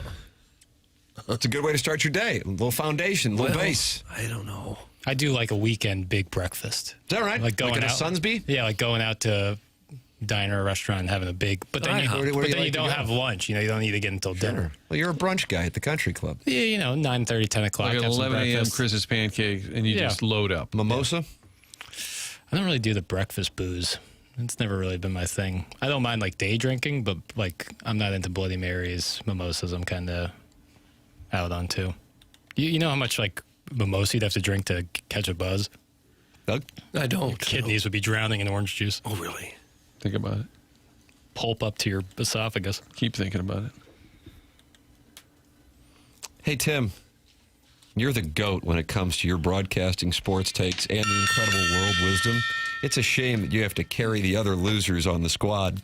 So let's make me text of the day and let me have some TMA swag, you cheap bastard. Or I can bring 4 to 5 phone books to the golf course that you can stand on so that I can look you in the eye like a man and smack the Doug Vaughn out of you. I love you always, Timmy. That's from Chairman's Pocket Partner. What in the world? Local broadcast hero, Tim McKernan. So I've got to bring 5 phone books so I can look this gentleman in the eye, and then he wants to smack the Doug Vaughn out of me? Hello, petite lesbian. He says dove on. No, dove on. Doug, egg white delights from Mickey D's Slap. That's from the 314. I don't know what that is. Egg white. Egg whites. Slap? Lower cholesterol? Is that what the... I do like an egg McMuffin. And watch this. Yeah. On a biscuit. Oh, really? Biscuit. I like them too. Never on a biscuit. I went to a phase here. Dare you. A biscuit is an awful vessel for any sandwich. How can you be an SEC fan and not like biscuits? Biscuits and gravy, that's not breakfast. I don't know what that is. I didn't say about biscuit and gravy. Yeah, but biscuits in general, bad vessel for You're anti-biscuits and gravy? You know what? I'll say it right here. Anti-biscuit in general. Really? Yeah. Yeah. I think Enjoy the Big 12. Overrated. Yeah, let's back to Stillwater, baby. We have a McDonald's a couple 100 yards from this station, and there for a while, when the show was over and I'm so darned hungry, I'd stop for a Egg McMuffin almost every day, and I put on about 10 pounds in a month and a half. Leverage. But you wore it well. Nothing hits harder than a 9 a.m. mimosa heading to an SEC 11 a.m. kickoff tailgate. I'd drink about a gallon of those. That's from In DeBoer We Trust. In DeBoer We Trust, you boys don't have a lot of 11 a.m. kickoffs unless you're traveling on the road to Columbia. Right. I'd sooner just crack a beer at that point, though, than... Because, champagne doesn't have that much booze to begin with, and now you're cutting it with orange juice. You know, you're really drinking a lot there to feel anything. Papers are only a few weeks away from Lot L in Columbia, Missouri, the Huntley of the tailgate. Can't wait. Pony sundress season. First NFL game tomorrow night, right? The Canton game? Yeah. It comes sooner and sooner every year. It always feels like that, yeah. It always feels like it's the middle of summer and they're starting football again.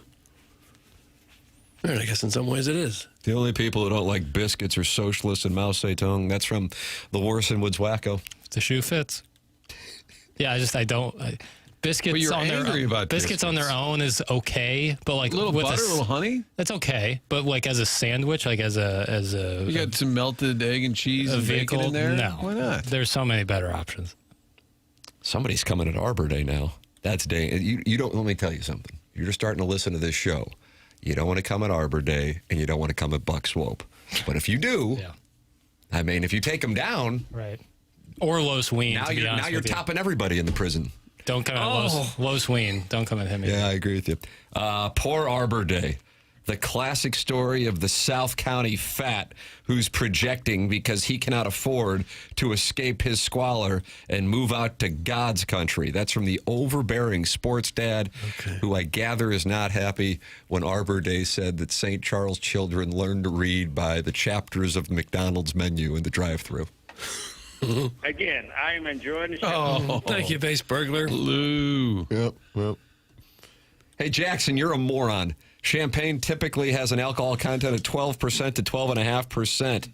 That's from the Hunchback of Vaughn Castle. No doubt, but then you're cutting it with orange juice, and I'm not like looking to get hammered immediately, but if I'm going to be drinking a lot throughout the day, I'd rather do it with like beer. And if you have a biscuit, it'll sop it up. That's true. Therein lies the value of a biscuit, is for the sopping. This biscuit take is one of the worst takes to ever grace these airwaves, and it's despicable. That's from Alexandra Daddario. She enjoys biscuits. My take, and I'm sticking with it. How about hardtack?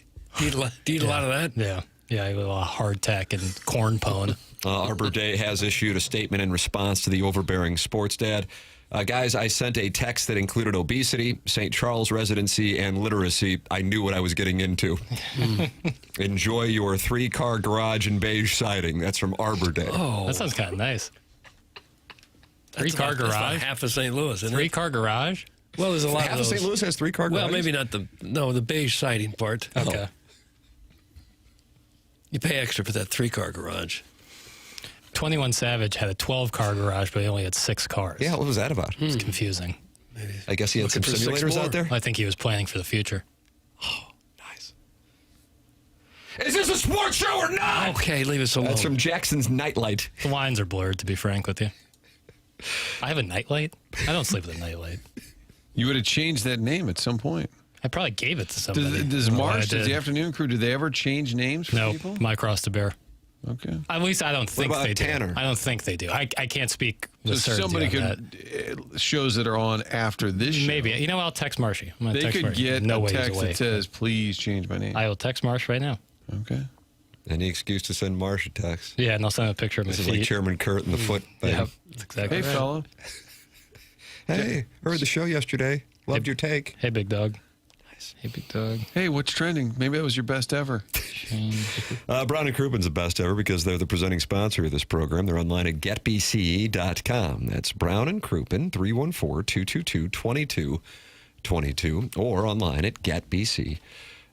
Presenting sponsor of this program now for 3+ years, and we're grateful for their support, and we ask that you support the sponsors, just like you've been doing with Cardinal Vending, our new sponsor here on TMA. To the insurance company, you're just a claim number. To your team at Brown and Croupen, you're a person with a name that Brown and Croupen cares about and will fight for. Don't you want a local law firm, one that knows how to handle the big national insurance companies and the local courts? That's Brown and Croupen, part of our community since 1979. Go to getbc.com. If you think you may need Brown and Croupen services, call 314-222-2222. Or go to getbc.com. Make sure you let them know you heard about them on TMA. The choice of a lawyer is an important decision. It should not be based solely on advertising. Past results are no guarantee of future results, and every case is different. Must be judged on its own accord. It's 8:57 in St. Louis. We close out the Fisher Window and Door Store 8 o'clock hour, heading into the Mark Hanna Evergreen Wealth Strategies 9 o'clock hour here on TMA. Coming up on the Form Energy, we're giving away the Form Energy Listener of the Month. Coming up on the other side of the break, Doug, who has won our papal conclave? Did Martin vote? controversial topic between Jackson and Martin and their alliance. That's coming up, plus Guns N' Roses tickets. The prize for winning today's Design Air Heating and Cooling email today, the morning after, at InsideSTL.com is how you can email in for that. It's TMA 101 ESPN from the Stiefel Studios.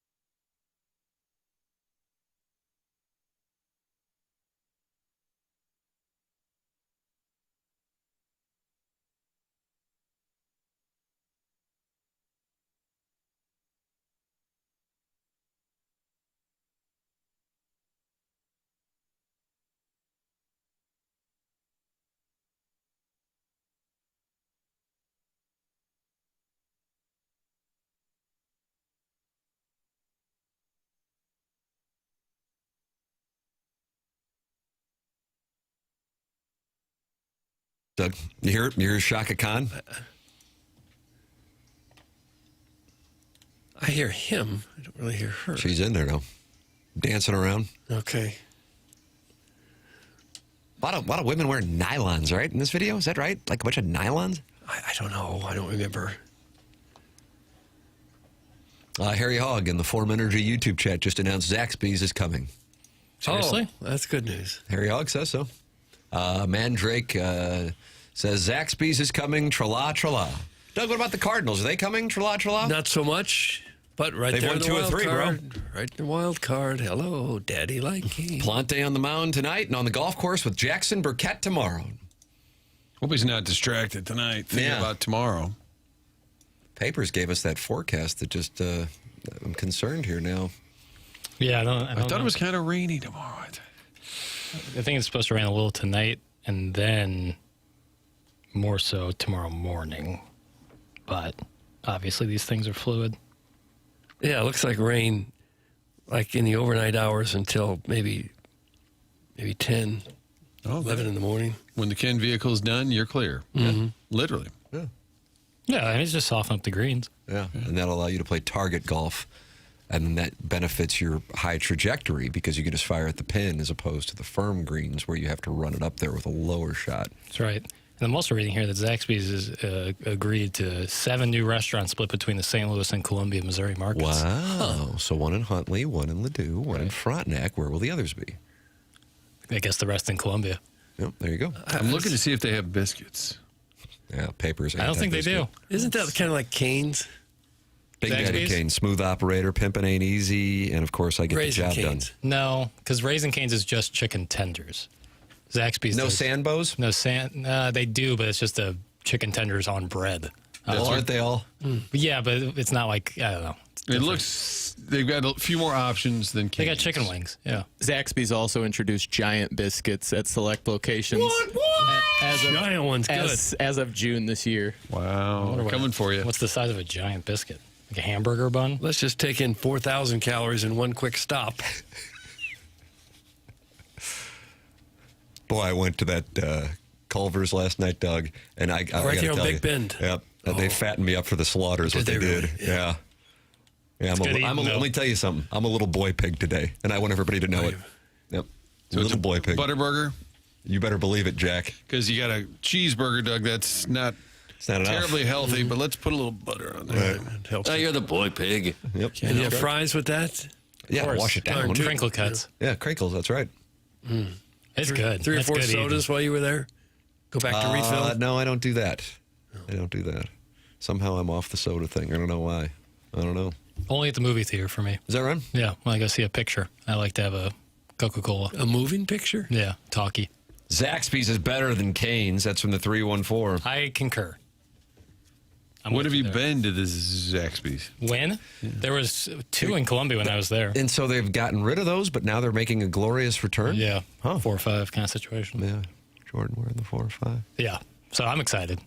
Zaxby's good. Doug, there's better sauce selection at Zaxby's. That's from M-Town. Is it really? Also agree. Was it Raising Cane's was the one that the cat used to say, he heard him say, cluck, cluck, spend a buck. That's correct. In the drive-through line. That's right. Do they still do that? Cluck, cluck, spend a buck. There's cluck, the cat cluck. right there. Well, you saw the cat yesterday. He tweeted out that he ran into Doug Vaughn. So I didn't see the tweet. The cat texted me, and it was such an odd text. I was telling you guys this off air when you were talking about the Twitter tweets, that I didn't know if somebody had gotten his phone, and we had been texting in the previous week because we're going to have him come in and when you were on vacation, Martin. But he was doing his podcast, and we're about to play sound from Lance Lynn on the Cat's podcast. And he called you Doug Vaughn. And I'm like, somebody who we worked together for as long as we did wouldn't call you Doug Vaughn. And I'm like, I think somebody has hacked into the Cat's phone. But then as it turns out, he posted about it on the Twitter tweets. Really? Yeah. Yeah, I hadn't seen him in a few years. Victor's touch can be very reassuring. How about that? It wasn't really. So the latest tweet from Jim Hayes at Regional TV Cat. I'm not the kind of person that would get all frenetic over a chance encounter with a celebrity. That wasn't the case today. I ran into the great Doug Vaughn and instantly began hyperventilating. Good fella. That's from Jim Hayes yesterday. They called us good fellas. To say, wise guys. Okay. Henry Hill. We're connected. Where did you run into the cat? Probably a watering hole at 2 p.m, sitting in the bar by yourself. No, rent a car place on the way home. For one. Getting a rental car because the other car's in the shop now. You didn't hit me up to get a rental car? That's kind of our thing. Oh, no, I didn't. I forgot about that. So you feel like Doug's cheating on you with the cat? Well, if I'm going to go through rental car hell, I only want to do it with Doug Vaughn. Oh, okay. Well, this wasn't too much hell. That's why the insurance company told me to go. And he was next door trying to get dog food. There's a dog food and rental car place, kind of like Mulch and Bra? Right there in Warson Woods, Manchester and Warson Woods. Oh, what I wouldn't do to be able to be in Warson Woods. Yeah, it felt like I was really walking in tall cotton. Doug, it's now chicken, what you picking? That's from Crestwood Coyote. So they've changed it up from cluck to spend a buck. And chicken and pickle, that's a little more upscale, right? Yeah, but that's also like a recreation place, like too. a hangout. Okay. Chairman, what is this I'm seeing on the TMA Twitter account? It looks like an airplane, and it's saying choose where you sit, and there's a bunch of TMA folks. Uh-oh, have we been hacked? No, that was me. Is there a TMA airline now? You're doing material. No, I've seen this on some different social media posts where you have to choose your seat on an airplane, and they try to make it a tough choice by placing different people in strategic seats. Do you want an aisle seat? Do you want a window? Do you want to be in the middle? So I just usually it's certain celebrities. Who do you want to sit next to? Yeah, right. All right, here are your options. This is only on our Twitter account? Yeah. Twitter and Instagram. All right, so TMA Twitter account is at TMA STL, and then on Instagram it's TMA_STL. Doug, here are your choices. It looks like Iggy's in the back. Smoking section. He doesn't share hotel rooms. I figure he didn't want to share a row. I can tell you from experience of flying with Ken Strode, he might be playing videos or a game on his phone with no headphones. With volume on. Volume up. Yep, I sat across from that, and I was like, man, what a-hole has to... And sure enough, it was Iggy. People finally enjoyed what I had to play. So, Doug, you have an option now. It's only a 2-seat row here with Iggy. Is that the He's on the emergency window. row? You got the aisle. Across from that is a 2-seater with friend of the program, Mike McGreevy. Sure. And then you got a window seat. Okay. To me, that strikes me as the obvious one, but maybe I'm off. I don't know what the votes are looking like here, Chairman. The next row up, so Doug, would you call it the penultimate row? I rarely use that word. Larry Nickel has the window seat. Then there's the empty middle seat, and then Jackson has the aisle seat. Okay. So that's a tough spot there. Larry, for those of you who haven't had a chance to see him, this visual is not live. Then across from Jackson in the next one, you can sit in the middle seat between Doug and producer Joe. Looks like Joe brought his emotional support animal with him. No one's going to pick that, get bit by that dog. I've also sat next to Doug on airplanes, and one time he pulled out a pocket Constitution and started reading. Got to brush up on my American history. Then the next row, it's a window seat, and Cam Jansen is in the middle. I'm in the aisle seat. I need that leg room. Yeah. Cam has his shirt off. Cam's topless. Completely topless. But I mean, that's hot. I can tell you, if Cam Jansen's in the middle seat, he's going to be sweating. Yeah. Because I had to make Tim's row a little tougher, because any row with Tim, they're going to pick that one. So a shirtless, shirtless, sweaty Cam Jansen kind of dilutes the pot there a little bit. Okay. That would be a fun seat, I'll tell you that. Then you can have a middle seat between Chairman Kurt and Jim Edmonds, Martin. Killers.ha reunion. Yeah, exactly. That fantasy team where the one guy who didn't pay the entry fee was the guy worth $100 million. And then, Martin, you have an empty seat between you and Keith Kachuk. That's where we're putting the booze. Yeah, brown liquor, baby. And then across from that one, there's an empty seat between the Plowhawk and Joey Vitale. That's my vote. That's your vote? Yeah, I'm sitting next to Plowhawk and Joey Vitale. That would be a fun But you're already seated next to Larry Nickel. I'll ask someone to switch. I'm sitting next to Joey, in between Joey and Plowhawk. You have to stay where you're at. This is not for you to move around. Yeah. Okay, if I was someone out there, because Joey and Plowhawk are two of the most delightful people, hilarious, and Plowhawk is extremely lithe, and you could have a lot of room That's there. A nice point. You'd have a lot of room there. There might be a secondhand situation going on. And Joey would probably bring some sort of bread treat for you to eat on the plane ride. Lasagna that he made. Driving around yesterday, I should have texted him. I'm with my older son yesterday, and all of a sudden, out of nowhere, comes Joey Vitale with one of his brood, just bolting through Argonne in downtown Kirkwood on a scooter. Oh, he is Peter Pan. I mean, Martin, you were saying we haven't heard from Vitale in months. Now he's been spotted. He's been spotted on a scooter, just shooting around downtown Kirkwood. Watch it, Vitale! I'm a little concerned about this. Is, by the way, Chairman Kurt, great work. The visual, Very funny. The mind games that it brings out. But I'm a little concerned because McGreevy in the last row is not far from one Ken Iggy Strode. Mm-hmm. And I'm feeling, hey, buddy, just a quick favor. Yeah, you see Yachty down there a lot, don't you? I could just... Well, Iggy could be in the back row, and McGreevy could be in the front, and Ken would make his way up there. Yeah, he would also hit up Walter. He would also hit up Cam. And he would also hit up Edmonds and Vitale. And he's not far from producer Joe, which makes me a little nervous. I think Joe should sit in front of Iggy, and then he'd be kicking the back of his seat. I should have put those two in the same row. Yeah, that would be your entertainment for the flight. Brian Henshin not happy with it, though. He says, yeah, not giving Tim the entire front row to himself is kind of blasphemous. Also, how is he not row A? Wow, be better, KG. Hashtag bless up. Hashtag Martin. Hashtag Perk. Doug, that's from the Colts camp. Okay, I'm not sure he's at the Colts camp. Doug, if you took yourself out of this, where would you sit? You can sit anywhere. Are you aisle or window guy? I prefer the window. Is that right? Why is that? Well, you can lean up against it, and in the aisle you get hit by people. If you try to stretch your leg out and close your eyes, someone comes by and steps on your foot. Easier bathroom access. Speak for yourself. Yeah, I can usually go 2 hours without having to go to the bathroom. Must be nice. Yeah, you're bragging about my bladder. You're not sitting next to Walter. I might need to pee. Hey, he says, getting up again. Just hold it. We'll be there in 2 hours. Crap yourself. I don't care. I think I'd sit in the window. I'm more of an aisle guy, but I think because it's McGreevy, he's pleasant, good conversation. That's the safest. A lot of middle seats that don't look appealing, not because of the people, just the middle seats. There's one, there's an angry dog in there, too. Yeah, Producer Joe's dog. It was surprisingly hard to find a picture of Producer Joe. Is that right? What about when he's scrapping over at a stag bar against somebody at midnight? Yeah, what if he's in his boxing garb? Does that change your vote? He does have 2 career fights under his belt. 3. Who all? No, is it 2? You're right, 2. Yeah, he lost the strap to Timberfake. Yeah, Evan and Tim. Yeah, that was a tough night for him. Yeah. Winning with a lot of confidence. He did.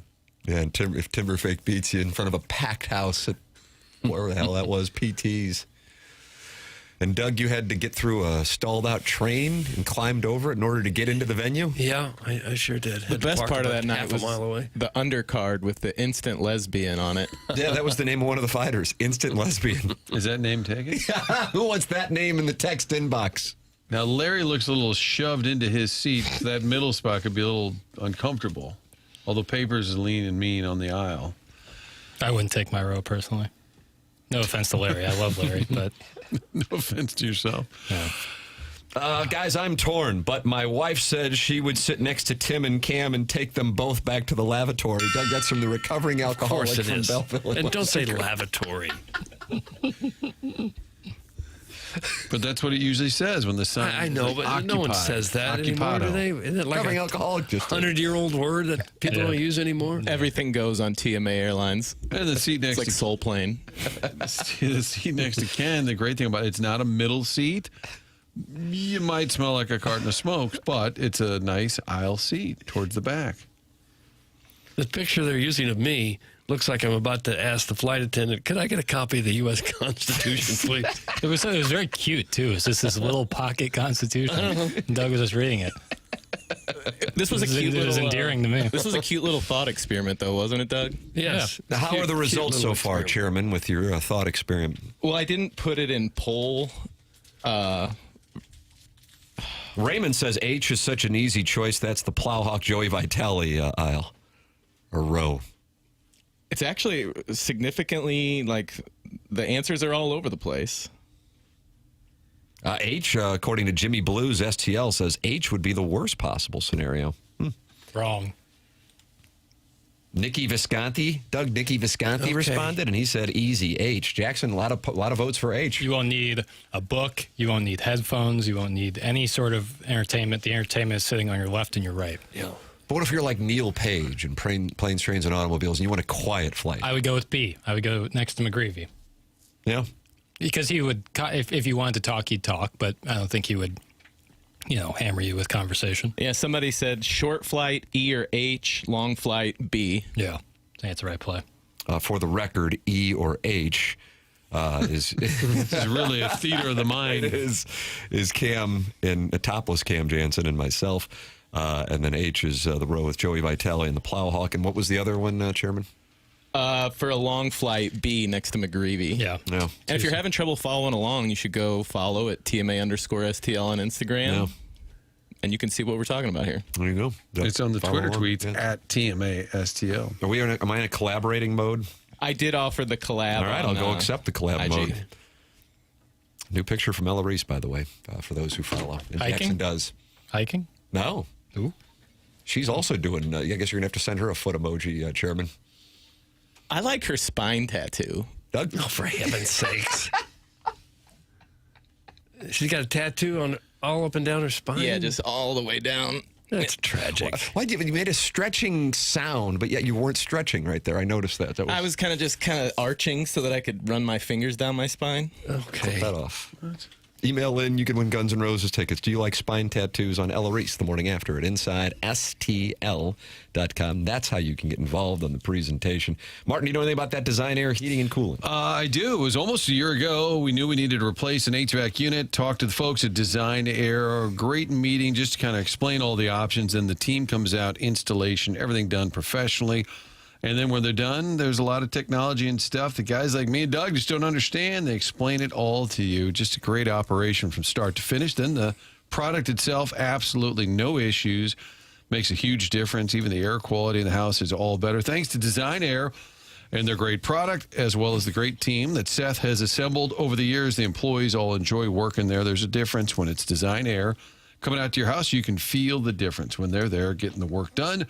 DesignerService.com, great website where you can set up an appointment or sign up for that maintenance program. That way, year-round, you are covered. Any issues with the furnace in the wintertime, AC during the summer, that's going to be taken care of with that maintenance program. They've been around for more than a century. Family-owned and operated St. Louis business that supports TMA. Get online at designairservice.com. There it is. Design Air. Sponsor the email today. Send yours in the morning after at InsideSTL.com. You can win Guns N' Roses tickets for Sunday night, August 16th at Busch Stadium. Find all the ticket details and a bonus chance to score free tickets for Guns N' Roses right now at 101ESPN.com or on your 101 mobile app. The program's called The Morning After. We are in the Mark Hanna Evergreen Wealth Strategies 9 o'clock hour here on TMA from the Stiefel Studios.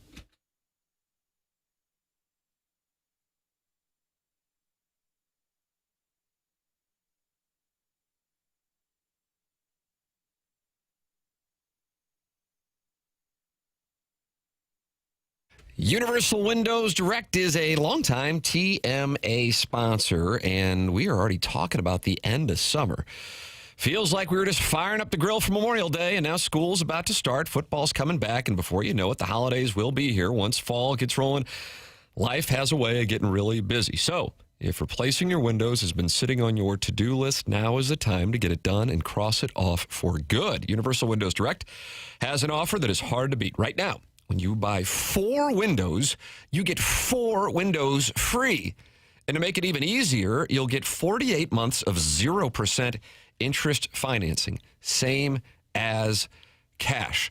That's what they've got going on at Universal Windows Direct. Call 314-334-2522 or visit universalwindowsdirect.com to schedule your free estimate today. Buy 4 windows, get 4 free, 48 months of 0% interest, same as cash. Take one more thing off your list and enjoy a more comfortable home for years to come. And like me, you'll be saying, I love my windows.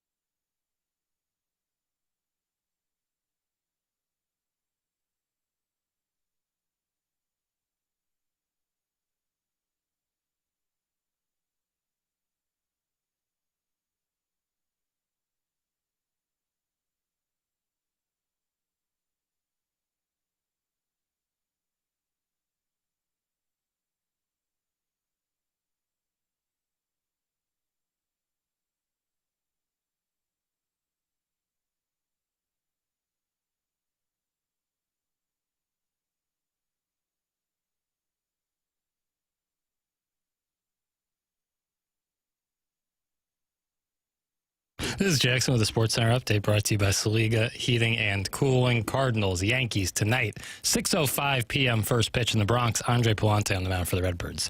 That was another Sports Center update brought to you by Saliga Heating and Cooling, a Daikin heating and air conditioning dealer.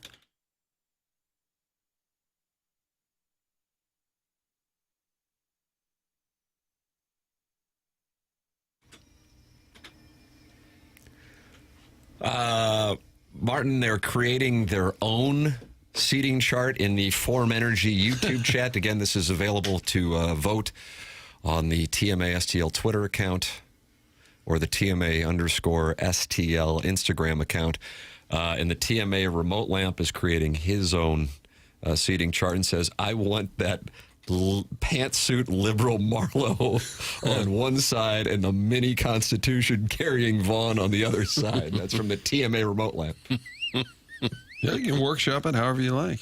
I don't remember why I would have had a copy of the United States Constitution with me. I remember a little booklet. Yeah, like, that's why it was like handheld. It was very small. Yeah, I'm guessing Larry Connors gave it to you. I think I got that in Hannibal when I went through Mark Twain's That's folksy. house. To get a copy of the Constitution in Hannibal it was just folksy a little AF papers. So I was sitting there next to him. I was like, man, I can't believe how folksy this guy is. It was like a little Cliff Notes version. Yeah. And you found it, you had it, and you just, well, I suppose I'll read up on it. He was boning up. Uh-huh. He was boning up, which I appreciate. So you need to put your seatbelt on. Yeah. No, actually, I don't. You know why? Our forefathers need to start preaching. Sharon and Clayton has given her vote. Jackson, where do you think Sharon and Clayton voted? Next to Cam. No, but then she'd be close to me. Okay, in between Martin and Kachuk. Good guess. Row D for me. Next to my buddy Doug. Even though he called me yappy, we could watch movies together. And so I could kick Dirtbag Edmund's seat the entire flight. That's Sharon and Clayton, not a fan of the Real Housewives of Orange County. And maybe that's just a competition thing with the Real Housewives of TMA. I don't know. When's it taking off? Shouldn't planes only have like 4 people on them? Why? What is this Lambert we're flying into? Why are there 12 people on this plane? It's too big.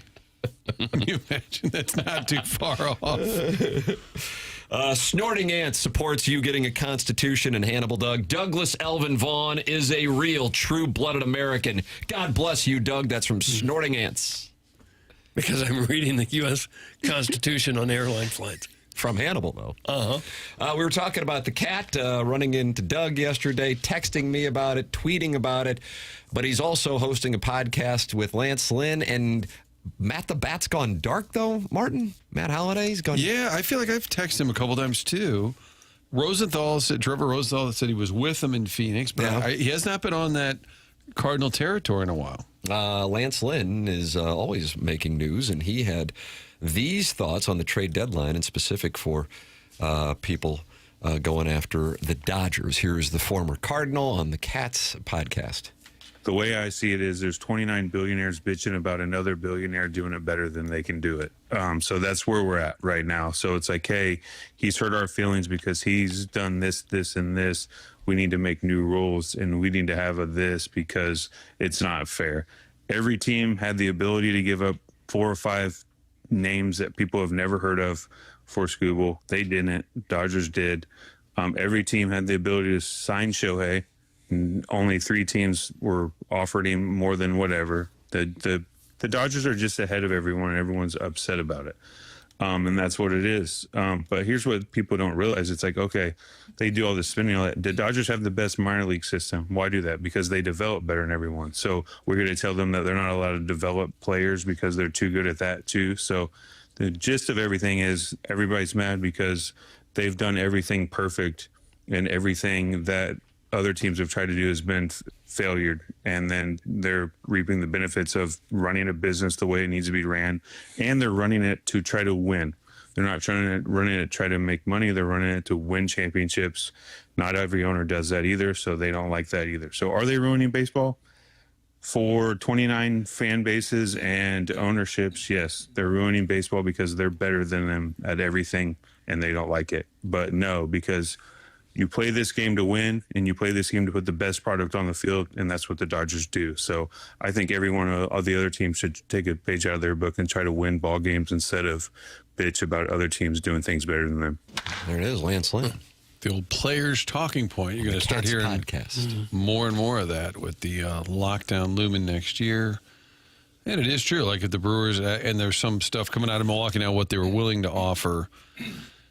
I think the Dodgers, and again, what did they give up really? But any team that gives up a handful of prospects, you know it's for a rental, except in L.A., you know it's not a rental. He's going to stay. I think the Brewers are the better model for other teams to look at. Most teams can't spend like the Dodgers, so whenever the Dodgers have a hole, they go out and buy the best free agent on the market. The Brewers don't do that. And yet the Brewers are right. The Brewers have the best record in baseball right now. But they never win in October. Small market. I know. That's the frustration, but they don't do anything in the postseason. So should they have been bold if they'd had the Miz and Scooble back-to-back? It is kind of exciting to think about. And if you know in Milwaukee it is for sure a rental, because in L.A. he's going to re-up, what would you have been willing to cough up? I just wonder if it's worth it just to go for it one time. Yeah, it seems like it would have been this year. Because they definitely have a shot at it this year. One of the things I would say, and I realize this is my talking point, and I understand that a lot of people disagree with me, and that is fine. God bless America with that acknowledgement. I think that not only do I not like how many teams get into the playoffs, my bigger issue is actually the format than the number of teams. That you can win your division and be relegated after being the clear winner of the test for 162 games to having a 24-hour stay in the playoffs, like the 2022 Cardinals, for example. But my reason for disliking this system is not about the 2022 Cardinals.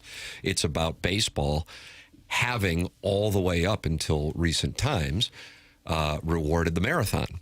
And, yeah, you can fall off in September, but you won your division from winning the first 4 or 5 months, and you're rewarded by being a step away from the World Series, or at least a best-of-5 series away from the NLCS. And now you can win your division and have a best-of-3.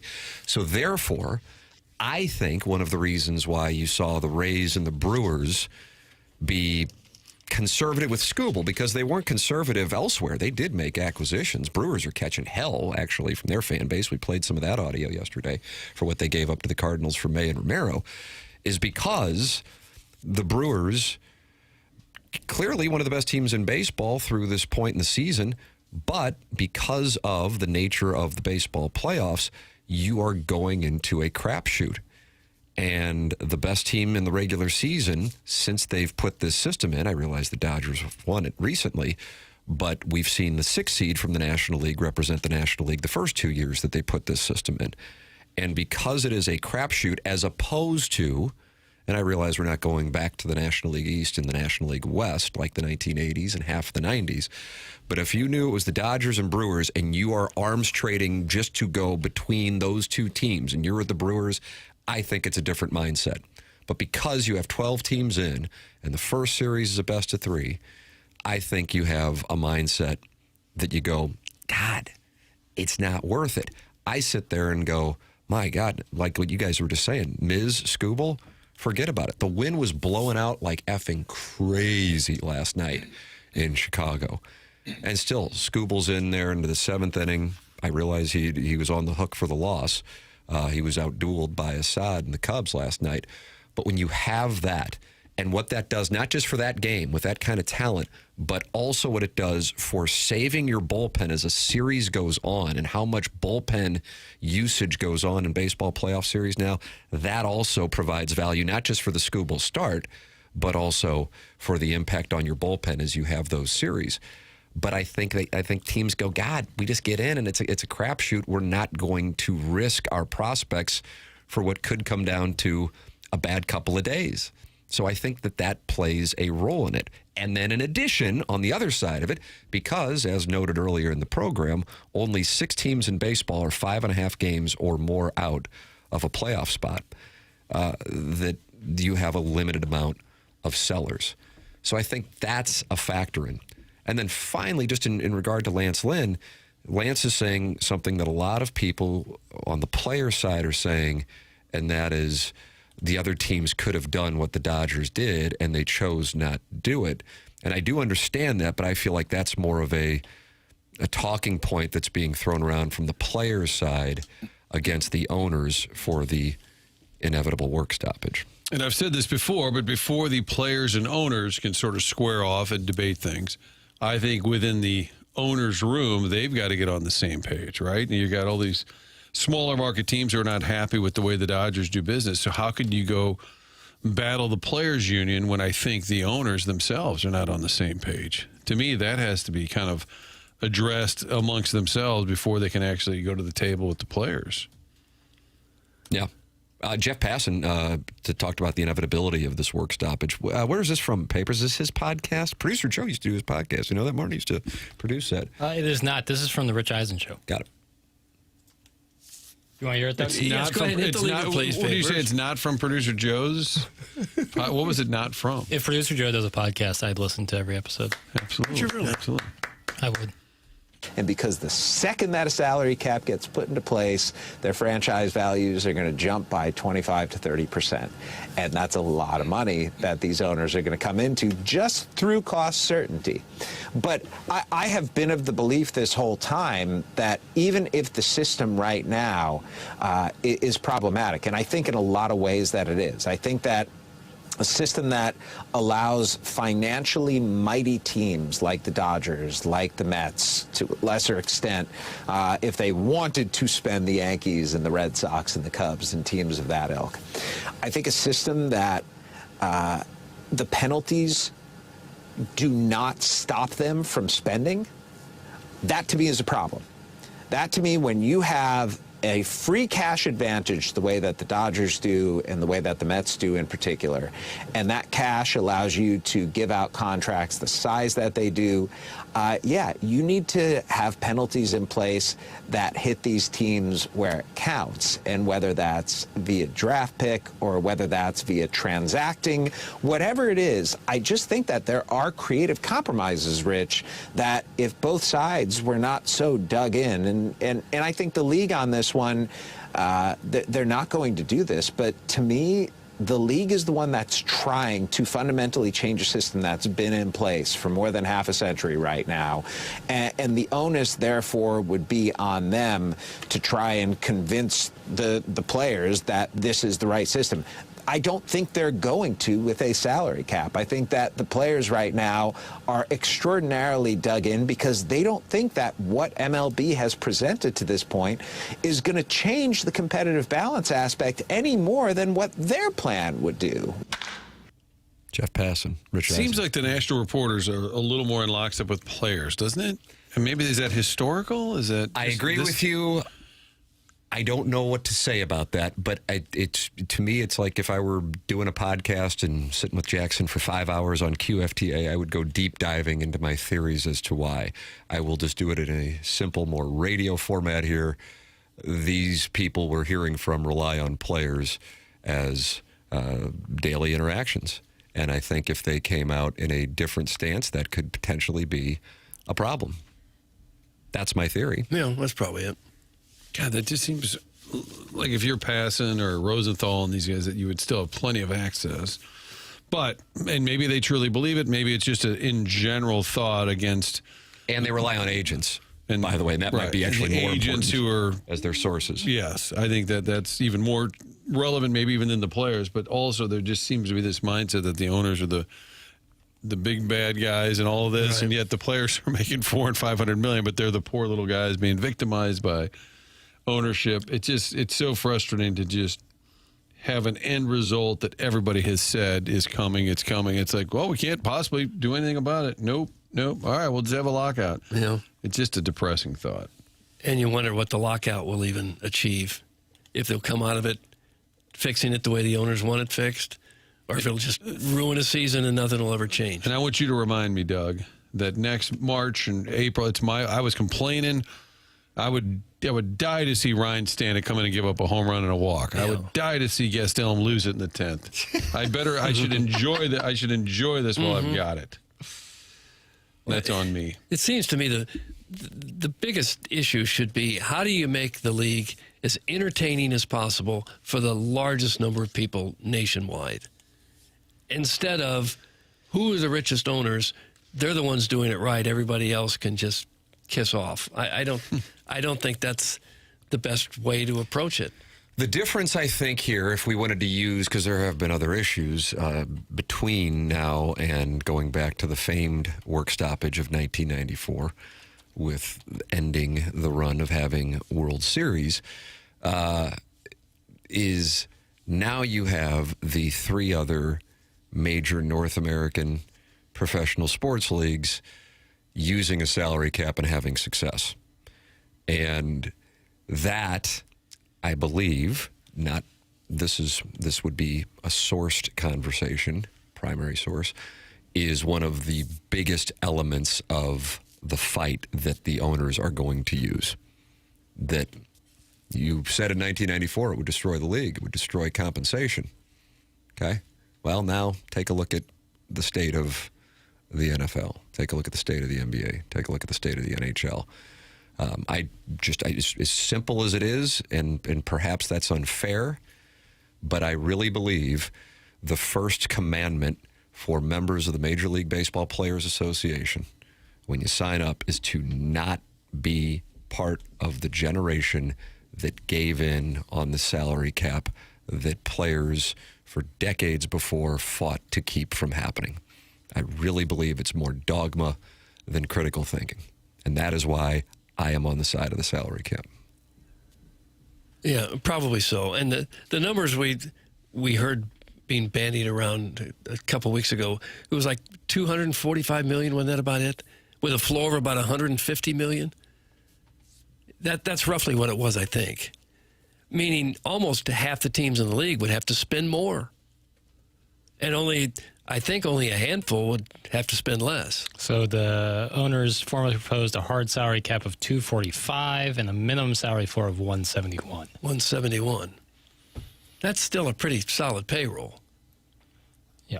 Martin's an owner lemming bootlicker. What a stooge. That's from the 314. Is that name taken? Mm-hmm. So 8 teams are over that $245 million limit. And then 12 teams are under the floor. Yeah. So they would have a team full of players making more money. The majority of teams. Well, maybe not the majority, but a big chunk of teams. Doug, do you think the designated player model that MLS uses would be beneficial for this league? That's from Martin's ant farm. I don't. I've thought about that a lot. And I've come to the conclusion that no, it wouldn't be a factor. After all the thought, you arrived at that conclusion. Yeah, that it really wouldn't be much of a factor. And if you had the soccer model that's going on right now with City and their star forward Marcel Hartl, if you're being pursued by a German team, they're going to basically steal them away. It costs money. There has to be some agreement. But if you had that same model in baseball, could you imagine right now, like Jordan Walker? Oh, I'm sorry, folks. He's signing with the team in Germany next week. That's what goes on in soccer. I've said this before, but I think if the owners want to get more votes from the players, just jack up the minimum salary. There's so many guys not making much. If the minimum was $1.5 million or $2 million instead of the $800 that it is now, I think you'd get a lot of those players saying, "Yeah, let's do it. I'm not going to be in the league 10 or 15 years. I got to make my money while I can." And then you let the few of them that are making $35, $40 million a year more, that they're going to be outvoted. Shut up, Doug! You don't even know what deep rule is. Okay. I'll excuse myself for a while. Martin, do you see that text? It's from the 636, as oftentimes the ones with caps are. I think they're trying to say what the DP rule, which is the designated player. Talking about that. And I think that they're mad at me, not Doug, for talking about soccer and losing a player. I believe that was the shut up was probably intended to me. Doug, you don't have to take time away anymore. Okay, I'm back. Boy, it feels good to be back. Doug, I could make love with you right now. You are so right. That's from Dirty Dan the Garbage Man, who Jackson says has blue feet. Okay. So you're getting support. You're getting hate. Doug wrong.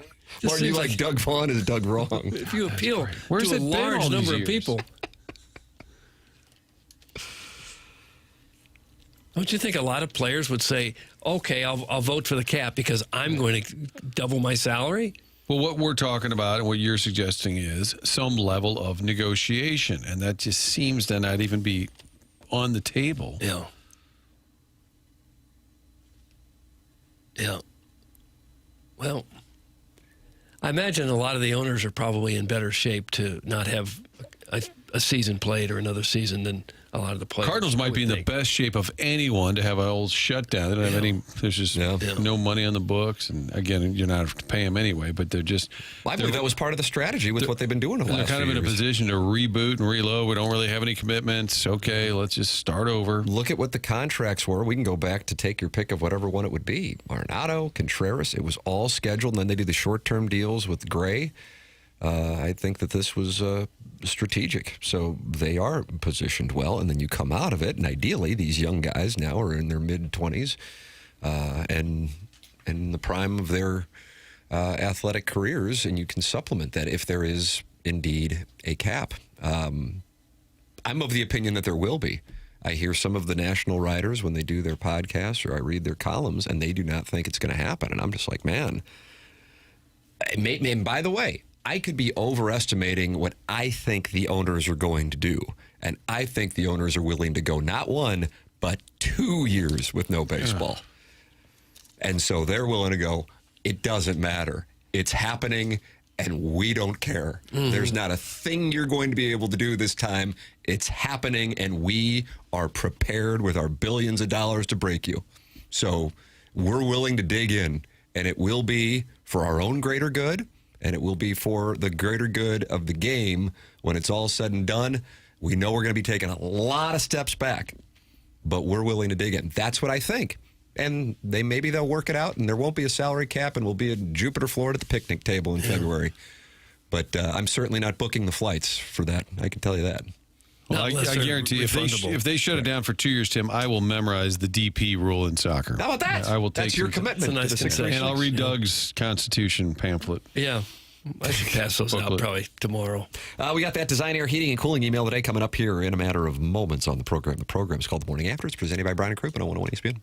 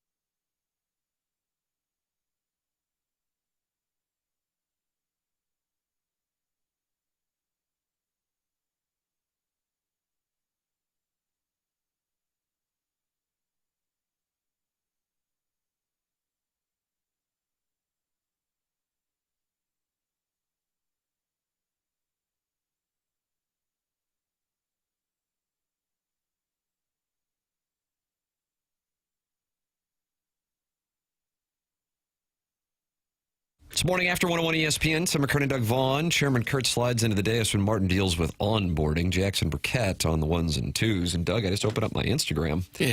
And boy, there are a lot of people voting on this Chairman Kurt creation. Really? So far, just posted. It's at the TMA _STL account on Instagram, TMA STL on the Twitter tweets. And it's an error. And this is a social media trend right now? Yeah, I've seen it a couple of different places. Right. So you can pick who you're going to sit next to from the TMA universe. Ken Iggy Strode, Mike McGreevy. Then there's a row where you have a middle seat between Larry Nickel and Jackson, a row where you have a middle seat between Doug and producer Joe. You get a window seat, but you're sitting next to a topless Cam Jansen, and I'm on the aisle just for leg room reasons. Then you can sit between Chairman Kurt and Jim Edmonds.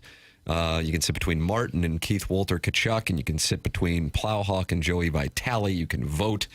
Cam Jansen has put in a request to put his shirt on. I don't think you're going to do that, though, Chairman. No. It's too late for that. And he does sweat a little bit, you see. I can't cast stones on that particular detail. Your response when Cam asked if he could put a shirt on was that's part of the appeal of sitting next to you. I agree with that. Iggy has voted for himself. Doug, that caught you off guard. He says never you get thought that. You get me alone. Nice. Somebody on the Twitter tweets, and this was kind of hurtful, said if I got F, I just hope the plane went down. And what's row F? That would be sitting between me and Jimmy Ballgame. No. Oh no, that'd be a fun flight. Somebody wants to sit between, it's Little Beer Cats wants to sit between you and producer Joe, and he says, give me D. Doug knows about the Mile High Club. So that's great when a 21-year-old man sends that to you. A little uncomfortable. A little bit. Would it be better if he was a little older? I was just worried about that dog that producer Joe's got in his lap. He does. People forget about that part. That's a support animal? Correct. Okay. Yeah. Have you ever had to sit next to a dog or something on a plane? I wish. I would love that. I took my dog. I had to take my dog once. Oh, is that right? Very small. Was this that little whore tinsel? Yeah, no, this was Dora, also a little whore. But they sell you a bag, and it's got to go under the seat. And she just sat there and slept the whole time. That's nice. When you're with a dog, and you start to look around and notice that a lot of people are traveling with dogs. See, a lot of people have their dog on a leash walking to the airport. I had to do it once, too. Mine's about 65 pounds. He'd need his own seat. Probably go in the cargo hold. Yeah. Well, anyway, Doug, you can go vote in there. Okay. Iggy says he's choosing his row. I would imagine he would, yeah. TMA _STL Instagram and the TMA STL Twitter account. Jackson has a very special announcement here. Now, of course, we're going to have the Design Air Heating and Cooling email today coming up on the polosplus.com dossier with the Guns N' Roses tickets on the line. But wow, what a month it was for TMA. July 2026. We'll always remember where we were in July 2026. Yeah. Right here. And this is the Form Energy Prize Pack TMA Listener of the Month. The Papal Conclave is complete. Did Martin vote? He did. How about that? He did. Am I always the first one to vote? It doesn't tell me who exactly votes. But when I get it, and I see it, and I vote. Yeah, bang, bang, but when bang. I see 4 votes only, and it's like 12 hours after, I can take a stab at who the missing vote is. Having said that, all 5 of us voted, and we have come to a consensus. Ooh. The winner for the month of July, maybe I would say a long time coming, Big Al. Big Al! Doug! Big Al is the winner of the Form Energy TMA Listener of the Month. What a moment. Yep.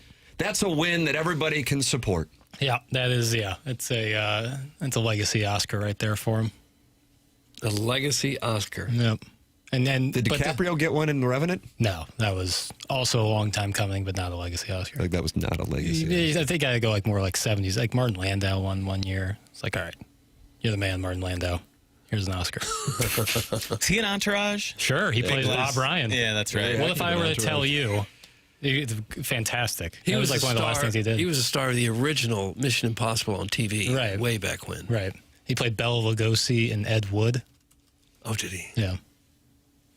Yeah, he's got kind of a unique look. Sure. But great. Legend. Also in Rounders. Yeah. He's you're telling a lot of stories about the yeshiva. if I remember correctly. Guess who's on MLB Network right now? Well, I know you guys know the answer. The audience doesn't, most likely. Ivan Herrera is in studio and doing a long segment with Mark DeRosa and the crew from MLB Network right now. Talking it over with Sean Casey, who both Doug and I agree is probably the friendliest professional athlete we may have ever covered. Yeah, he was. And Mark DeRosa, so he's in there talking it over.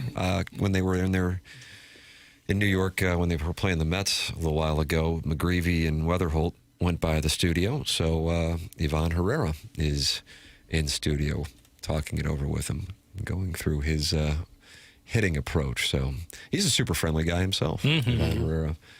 So he's in there right now if you want to tune in. MLB Network, Cardinals wrapping up the series with the Yankees tonight. Andre Palante on the mound as they try to win the series against the Yankees and then come home, Doug, and then see if you can sweep those pesky Colorado Rockies. Rockies are hanging tough. Yes. They're just 24 behind the Dodgers now. Right. Striking distance. A lot better than they were last year, I think. Yeah, so they're making a Sunday charge. But I don't know about the chart. The Dodgers have lost 5 in a row. Yeah. Second time this year they've lost 5 in a row. Clinging to that 9-game lead over the Diamondbacks. Yeah. School will start yet last night. That's right. I watched it. I diversified my interest in overs and home run props because of the wind situation in Chicago. By the way, the wind situation is conducive for offense today for the day game between the Dodgers and Cubs. Do you get Marquee on YouTube TV? I subscribe to the MLB app, so I get my choice. Yeah, and that game also was on TBS last night. Oh, TBS, okay. TNT, True. Gotcha.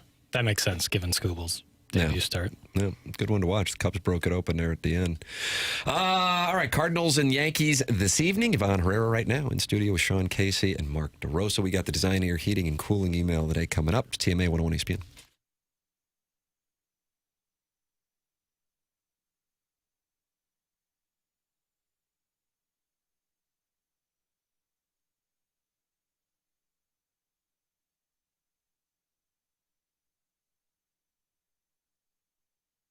I've been working with Ryan Luchtefeld at Del Mar Mortgage for the last few months, and what a pleasant experience it's been. It's been easy and helpful, and man, I'm telling you, the world has changed quite a bit with the ease with which you can buy a home or refinance in 2026 with Del Mar Mortgage. Number one, Ryan just says, hey, call me or text me. Here's my personal number. Great. Here it is, 618-593-3608. That's 618-593-3608. He is with Del Mar Mortgage. Del Mar Mortgage has been in business for 60 years. It's a family-owned business. It's who I am working with.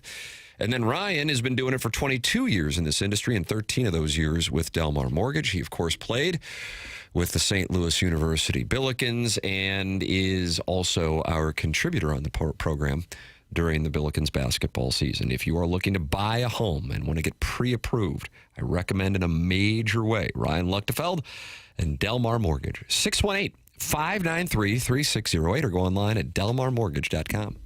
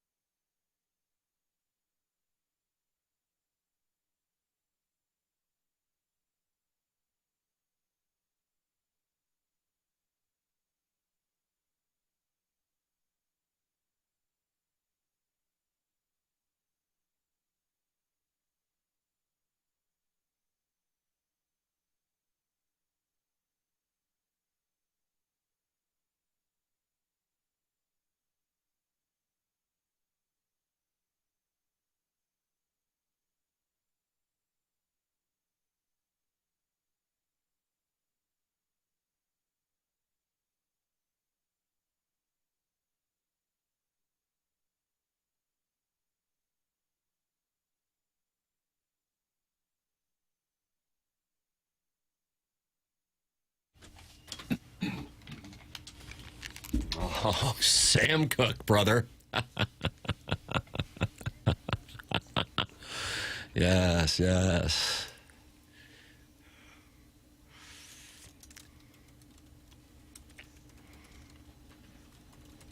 Am I off the mark, Jackson, or wasn't this playing during the Malcolm X assassination scene at the end of Spike Lee's 1992, Doug?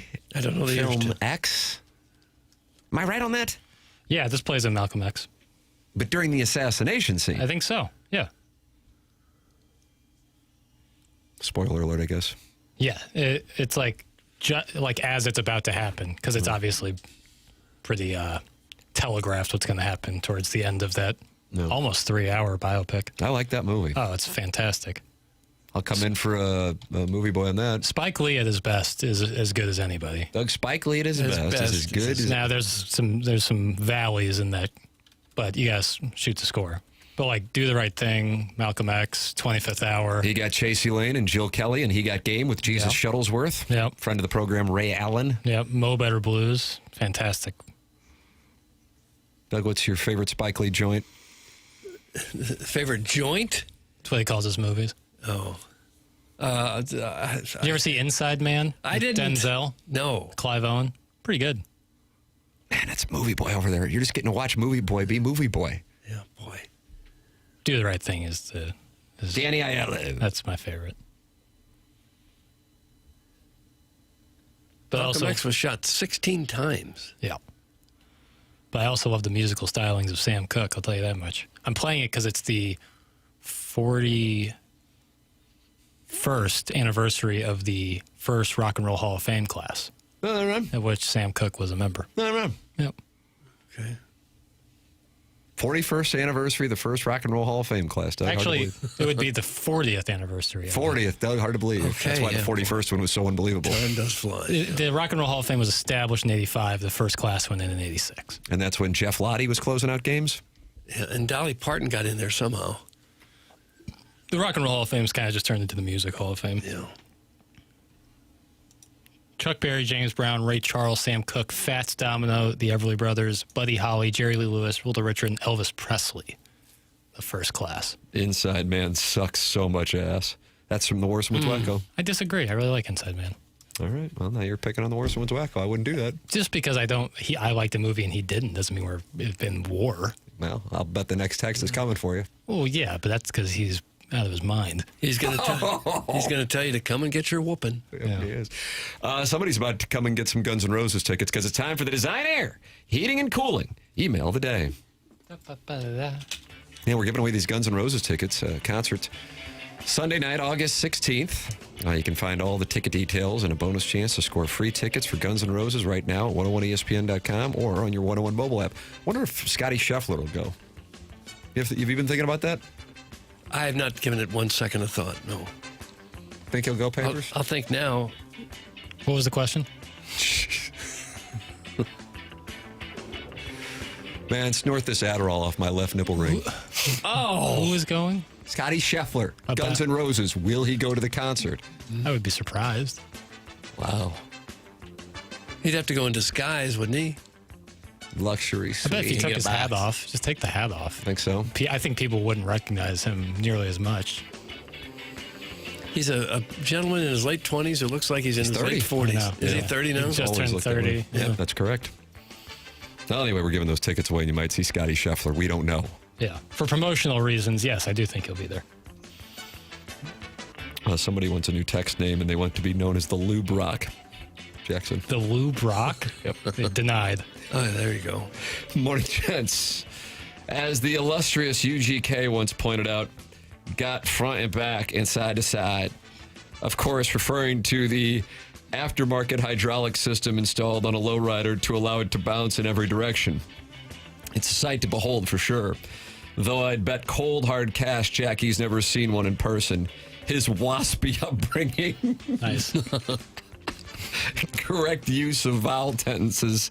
An $80 haircut makes me think he's never sniffed a 72 Cutlass bouncing 4 feet off the ground via a remote straight bump, and damn, it feels good to be a gangster.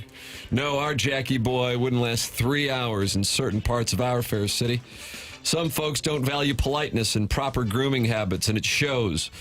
New show idea just generated. Picture this, boys. We dress up papers in some urban-appropriate garb, give him a pack of Swisher Sweets, a microphone, and a mission to get the sports pulse from our underserved communities. Maybe it's great radio, and maybe it gets violated. Maybe it gets a new boo. We don't know, and that is why it will work. Radio good is headed your way, and you're welcome. That's from Bro Fallon. I'm balling. I'm taking my time on my rhyme. I think he meant to say radio gold. What about radio good? No. And papers is not a wasp. No. Clip that off. No, I'm not. But I appreciate the email. Morning, my little man sluts. All this lactation talk as of late got me thinking, how can we monetize this? And it suddenly hit me like a bolt of lightning. TMA Raw, organic gerbil milk. I can see it now. Martin giving live reads about the many nutritional benefits. Kurt can whip up a catchy AI jingle. Doug can star in one of those prescription medication style ads, looking vibrant for his age in the tightest of khakis. I can actually see that. Slow dancing with dads, smiling as he downs a nice, refreshing glass of gerbil milk. Jackson's face can be on the label like a pale, sickly-looking Gerber baby, complete with a got milk-style mustache. Yeah. And then, of course, Tim will be out on the farm, milking like the Dickens with those tiny little pincers. Yeah, pincer-friendly. Milking those gerbils off 2 at a time to extract the sweet, sweet nectar. This small batch gerbil milk will surely catch all the soy boys by storm. Respectfully yours, that's from Jackson's Soy Boy. You can milk just about anything with nipples. Doug? Jackson's Soy Boy. Hey, folks, Mark from Mark's Mulch and Bra here. As you've heard, business has slowed down a bit. So I've decided I'd like to become one of Iggy's guys. I've always dreamt of going from a guy Iggy knows through Tim to a guy who really dropped the ball on the free favor he committed to doing without any resources. So he unfairly delegated it to me via an unsolicited phone call with a, hey, since I have you on the line, guilt trip. From what I can gather, Rockio handles fulfillment. Rockio handles fulfillment. A couple cameos sat in queue, and the Santilli book got buried under a layer of pornography. Lacks hustle. Martin oversees special projects. Can't secure a signed hockey stick from whichever Sutter happened to be signing memorabilia at the Mills Mall. Tough look. Tony owns a computer, so naturally he's the on-call cybersecurity concierge. File too big to send from an Etch-a-Sketch? Get your ass to my South City apartment ASAP. His podcast Chris doesn't promote isn't going to send itself to KG. Co-worker flying home from a family Vegas trip, director of fried poultry, wake up the kids, early checkout, stop at the McDonald's off the strip, and keister a McChicken 1,500 miles across the country at 6,000 feet. See you at arrivals. It better be warm. Need a little river band? Need a little river band to sign a Little Tykes wheelbarrow from Budget Bowling Gala and Herculaneum. Happy to own it. Need someone who knows someone who knows Lisa Ann's agent to determine whether she changed numbers or just changed her opinion of you? I'll build the org chart. Need your window screen patched? The South City street pigeons tried to make a nest into your home? Jake's already on your stoop with a tool bucket. Need Arnado to sign a George Foreman grill? I'll put in a ticket request. I so badly look forward to being dressed down live on the air when I'm unable to complete the whimsical tasks I didn't know I signed up for when I told Tim could give you my number. That's from Mark's Mulch and Bra Emporium. Mulch, Australian for beer. No, you can't steal other slogans. Mark's Mulch and Bra Emporium. That's correct. PP Poo Poo. Doug, we are reading emails sent in to us to win Guns N' Roses tickets. Was that Midge? Nope, there's more. Oh. Well, Doug, it finally happened. I saved up enough pan coins to be able to buy a plane ticket back to the loo. I assume you will have enough straw in the barn off for us to snuggle with. In the morning, we can make biscuits and gravy, if you know what I mean. Wink, Jackson can't watch, though, unless he wants to pay. Man, it's raining out here. Martin, when I run for trash man of St. Louis County in a few years, can you be my press secretary? Can't pay the phone bill this month after the Birdies lost last night, so if anybody needs to reach me, there is a payphone outside the White Castle off Minnesota Avenue. The number to dial is 1-800-HOT-DADS. If somebody... Doug, I'm just reading what's in the prompter. Okay, that's all you can do. If somebody that's not me answers, just say you're Doug and Daddy's ready to bottom and Clarence will know where to find me. My knee still hurts. Well, I'm running out of steam here and my McGrizzle is getting cold. Oh, yeah, one more thing. No. Why does Mouthguard lie? That's you, Jackson. You're known as Mouthguard. Mm-hmm. Why does Mouthguard lie? You absolutely cannot buy fish at White Castle, you pale Pringle.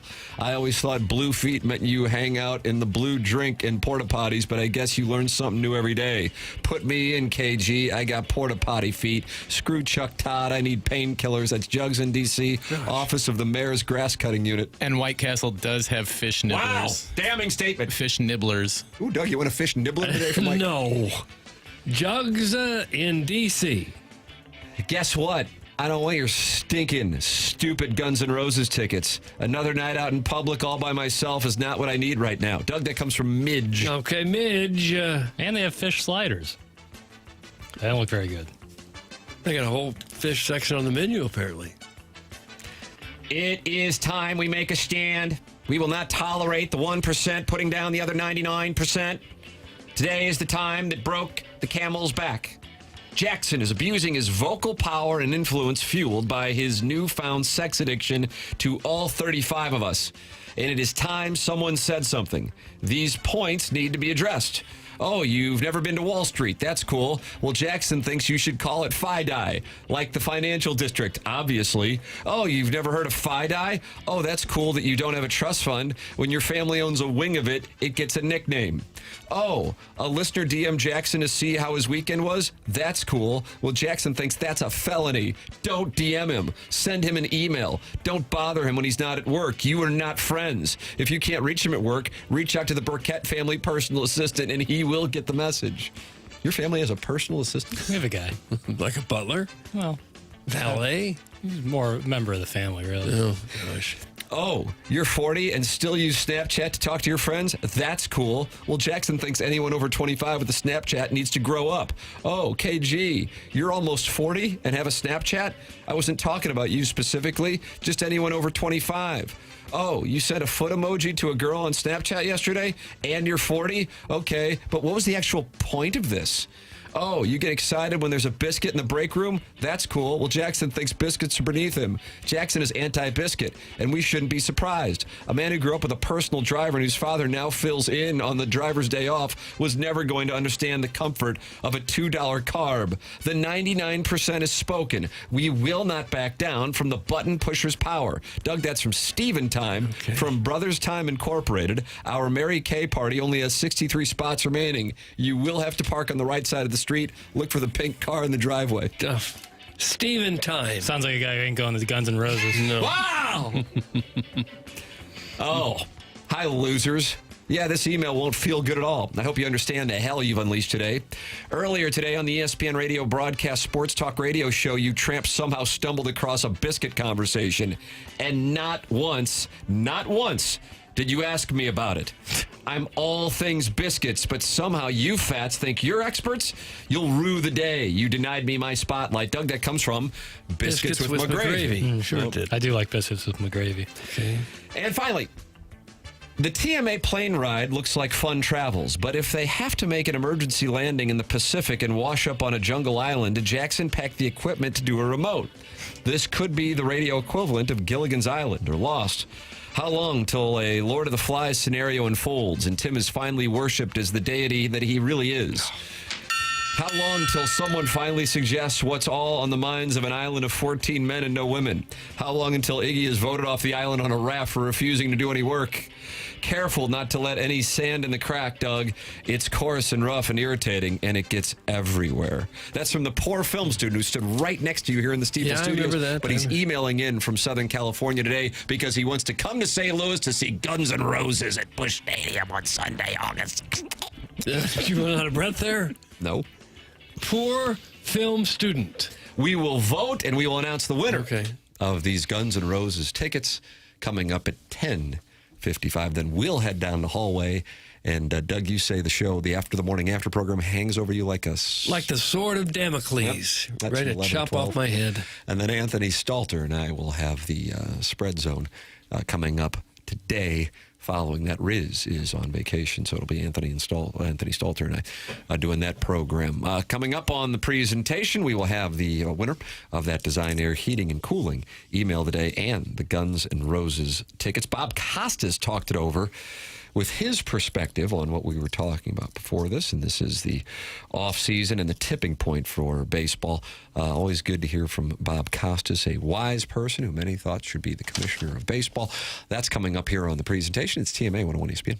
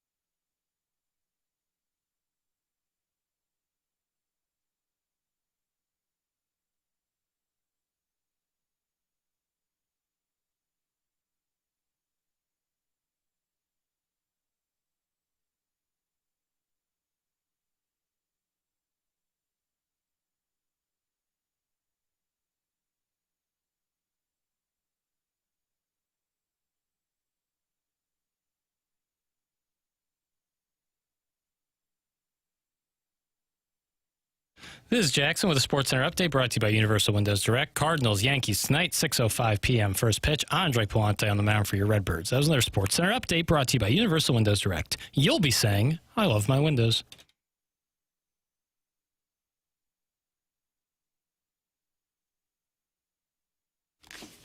It is the morning after 101 ESPN. Tim McKernan, Doug Vaughn, Chairman Kurt slides into the dais, and Martin deals with onboarding. And little Jackie Papers loved that rascal Puff. You can watch the program on the TMA STL YouTube channel. It's at Form Energy YouTube chat where friends gather and talk it over. Doug, and it's fun. It's fun that friends hang out and get to know each other. I think some relationships have blossomed in that Form Energy YouTube chat. Have they really? Ryan and the Corn Belt's in there right now talking to the TMA remote lamp, and they're talking to Snort Nance. They're talking about their favorite Ubers. Talking Waymo versus Uber and Lyft. Doug, Waymo versus Uber and Lyft. Your thoughts? Do we have Waymo here in St. Louis now? I did see a car driving, but there was a guy in it. Somebody in the YouTube chat earlier said they saw one on maybe Page today. With or without a driver?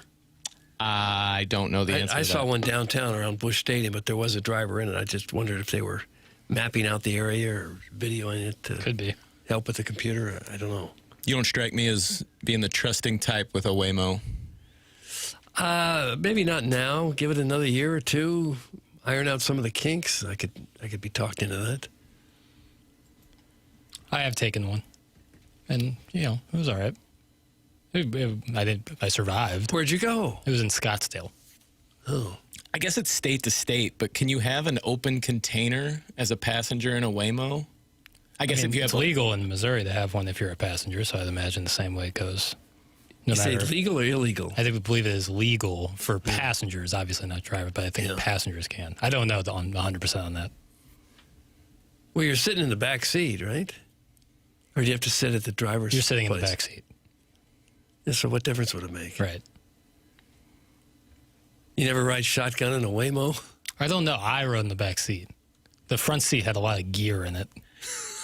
If things start to go awry, can you commandeer the wheel and No. I don't know. I don't know how you're just doomed or even worse? I think the idea is that you won't be doomed or even worse, but yeah, I don't think based on what I had, it was like a whole mess of stuff in that front seat, so it wouldn't even be an option, really. If things are going awry, it would be tough to scramble over the chair and get in driving position to save That's yourself. That's why I was anyway. thinking passenger seat sounds appealing in case I have to save the day. But Maybe a passenger seat with a brake, like your driver's car used to have. Yeah.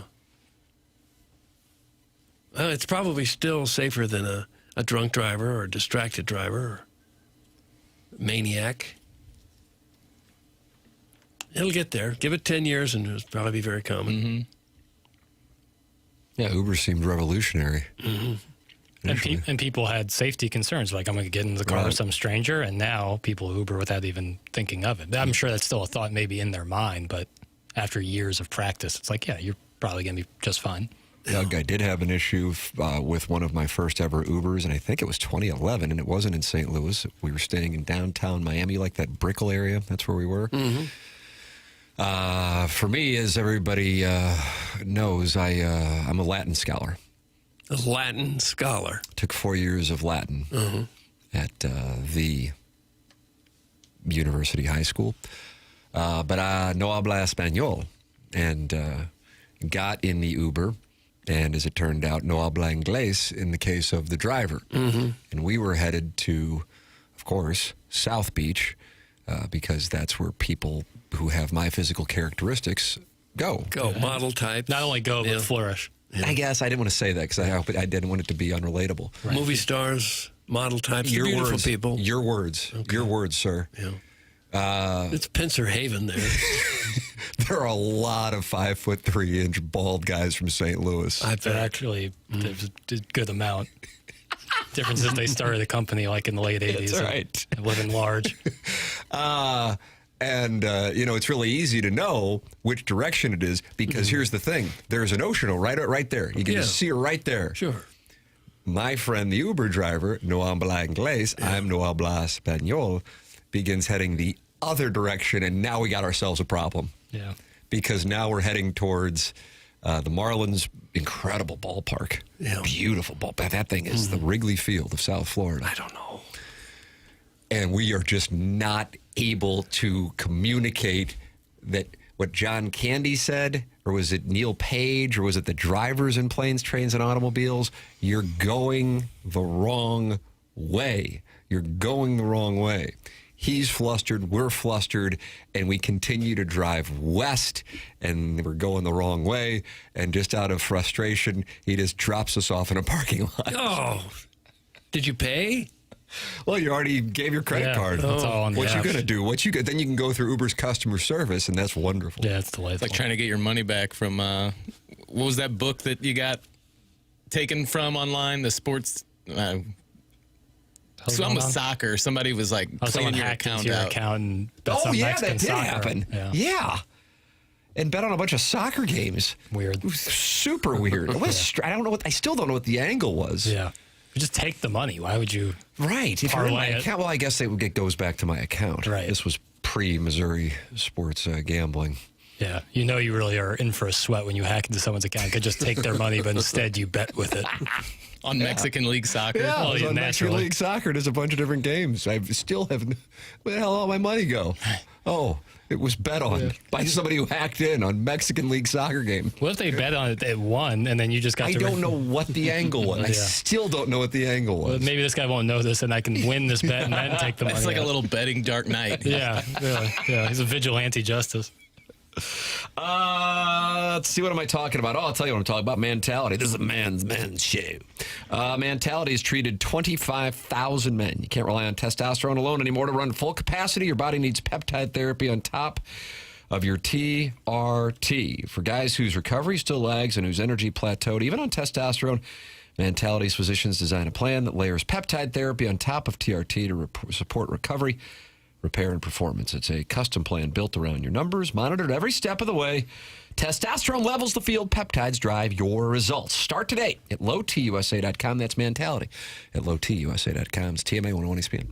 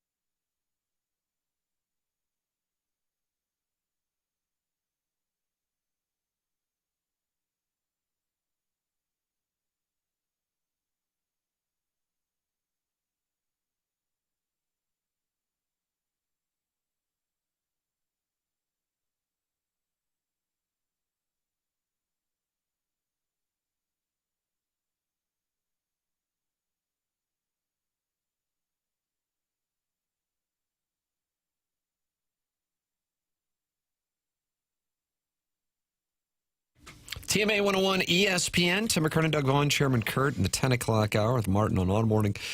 And little Jackie Papers here. And he loves that Rascal Puff. I think people now in the Form Energy YouTube chat are debating where the name Little Jackie Papers came from. That's what it seems like, because they're talking Peter, Paul, and Mary, Doug. Okay. Peter, Paul, and Mary leaving on a jet plane. Puff the Magic Dragon.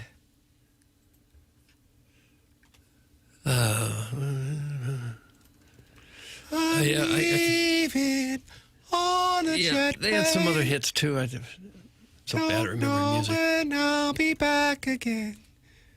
Take a listen.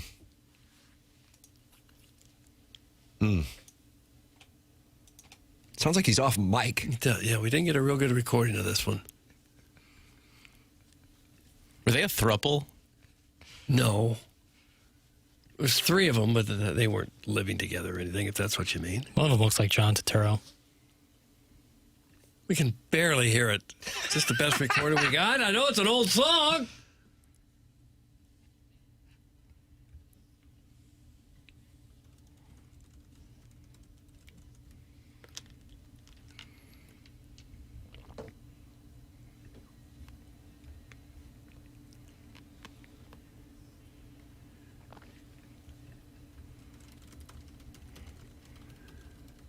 This sounds like just two of them, not three. Are they all three there? This guy's off mic. Give him a mic. I'm surprised it was such a big hit with this level of recording. Well,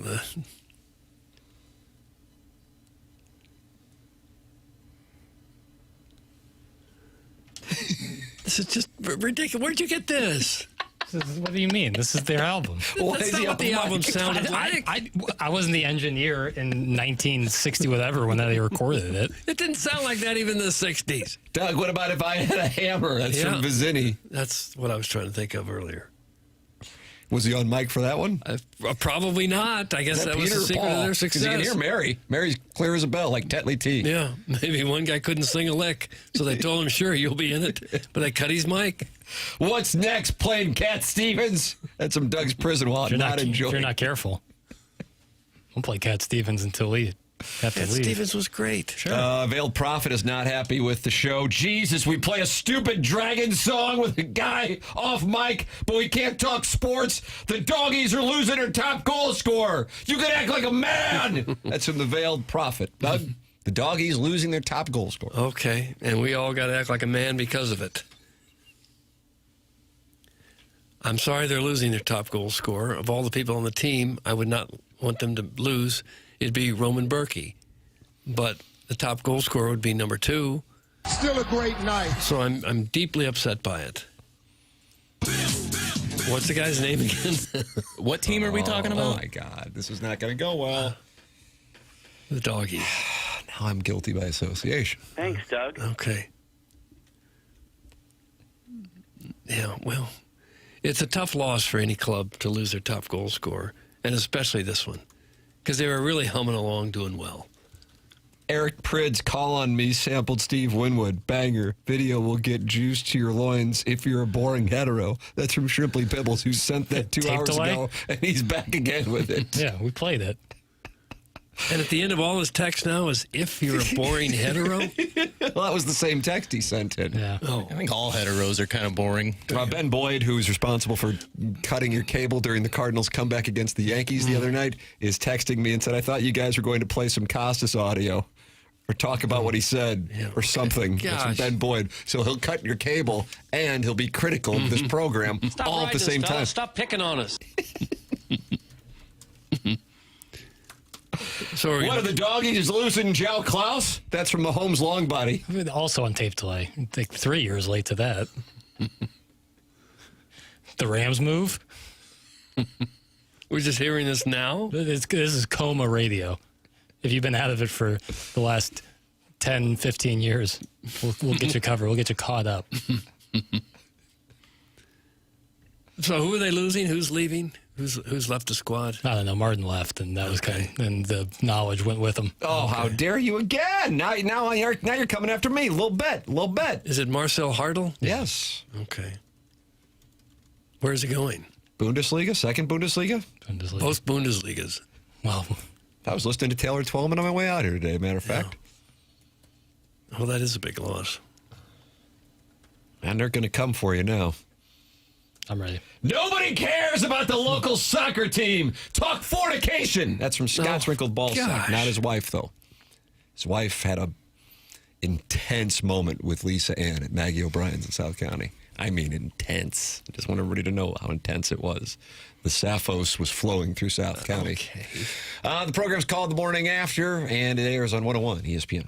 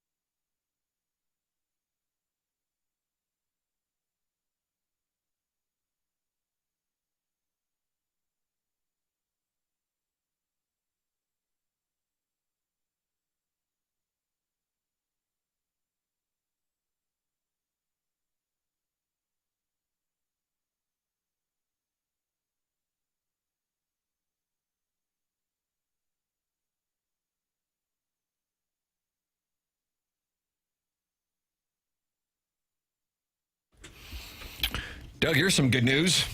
What's that? Cardinals got something going with Leonardo Bernal. 4 for 4 last night with an RBI and a walk. And he has been on a heater since May 1st, 948 OPS and 12 home runs. John Denton just reporting.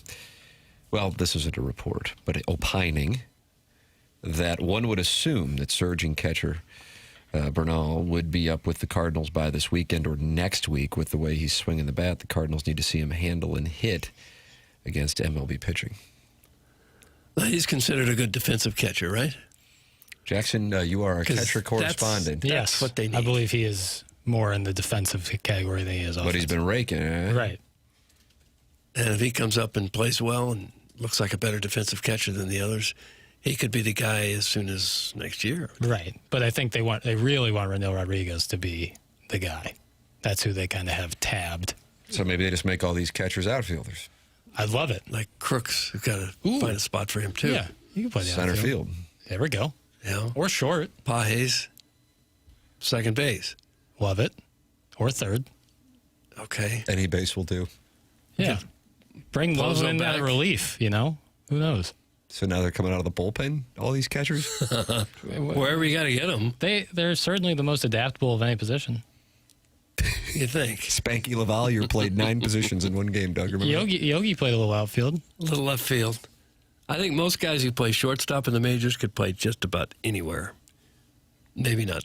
They couldn't catch. Maybe not. Well, a lot of them probably could. Ozuna's been released. I think the Cardinals should pick him up if he agrees not to wear that yellow awful sleeve. That's from Kathy in North County. Can he catch? Yeah, they need a catcher. Yeah. That would be interesting if the Cardinals announced they've signed Ozuna and plan to start him behind the plate in tonight's game against the Yankees. It literally makes as much sense as batting Jose Fermin third. I mean, we're at the same level there. Bernal's won a minor league gold glove. That's from the 737. Oh, good. Love him already. Yeah. They do need to upgrade that position defensively. Yeah. Why do you say that? Because they don't throw anybody out. Any fast runners stand like kind of like Little League. Fast runners walk as a double. Pies is a little better at it, but his blocking, like whenever he tries blocking the plate, to me, it can be tough. Doug Todd Zeal went from catcher to third base. Yes, he did. That's from the 573. Yeah, you're really eating your words over there. A lot of guys, have changed positions from catcher. I'm not saying it's impossible to Craig do. Biggio. Yeah. Joe Torre. Yes. God, all these examples are just flying right at you. Yeah, but Joe Mauer. Yeah. Well, he played catcher Buster most of his Posey. career. Well, these guys had a cup of coffee at first base. We're going to count that? Yeah. So didn't Molina play first base one day? I think so. Does that make him a first baseman? In a pinch. So, okay. He's also pitched a couple times. The more names get thrown out, the more I'm ready to change my opinion that, yes, it would be a good idea to stock the entire team with catchers. What do they call catchers' equipment? The tools? Tools of ignorance. That's why I like that. Tools of ignorance. It's kind of the show. I would like to have seen Yogi Berra running around left field, see how well he covered that. Yeah, I would too. Although he was a far better athlete than what you would have thought just by looking at his body type. Josh Donaldson. It's from the 314. MVP. Somebody said Jason Mott. What that? That's a nice one. There we go. Yeah. Paul Skeens, catcher of the Air Force. Think about that. You got to feel so dumb right now. No, I'm with you now. Yeah, Yeah. All catchers all the time. Good. Now you're on Jackson's thought platform. You can send yours in. Name catchers who move positions at 314-399-9646. Then you can also join in the conversation at the TMA STL YouTube chat. We'll be there with After the Morning After from 11 to 12. BK and Ferrario coming up in a matter of moments. We're going to announce the winner of the Guns N' Roses tickets here coming up. It is TMA 101 ESPN.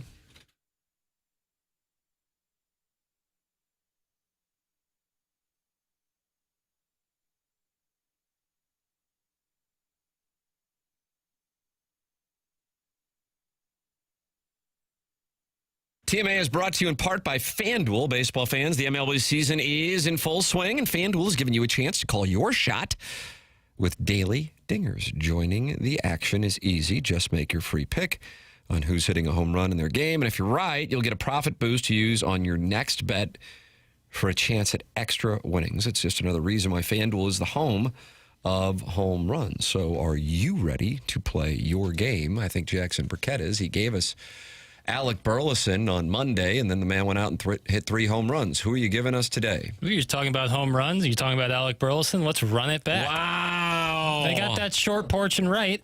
to me, it's just to me, it's a great bet. It's plus 320 for Alec Burleson to hit a home run tonight, but thanks to our friends at FanDuel, you get a 25% profit boost on that play, making that plus 400. Let's get paid, Alec Burleson. Take us deep, my man. There it is. The play has been released by Papers, who's been on a heater ever since the World Cup. Make your play. Head over to FanDuel.com/local to get started. That's FanDuel.com/local to opt in for daily dingers and make your free pick on who's hitting a homer. Play ball and swing for the fences on FanDuel, an official partner of the MLB. Must be 21 or older and present in Missouri. No purchase necessary. Opt-in required. Bonus issued is now with all the profit boost tokens. Restrictions apply, including any token expiration and max wager amounts. See terms at sportsbook.fanduel.com. Gambling problem? Call 1-800-GAMBLER.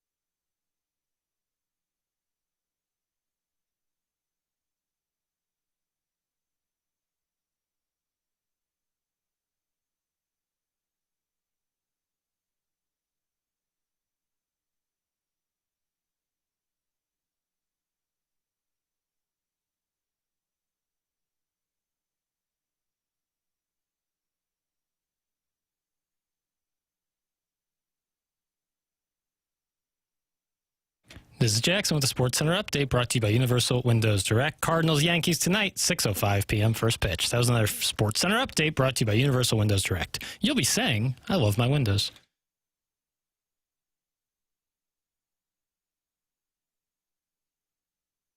Well, here we go, Doug. Who's getting Guns N' Roses tickets for the concert Sunday, August 16th at Busch Stadium? Learn more at 101ESPN.com or on your 101 mobile app. It's Jackson Burkett. Jackson Soy Boy. Jackson Soy Boy wins. Congratulations to Jackson Soy Boy. You're going to see Guns N' Roses at Busch Stadium. Noah Khan, just a few nights ago. Guns N' Roses coming up. And will Scotty Scheffler be there? The dais is split. I don't think he's going to be there. He'll just drive up from Memphis for the FedEx St. Jude and come to St. Louis and settle in for a little Guns N' Roses. And if he comes, I don't think he'll be driving up.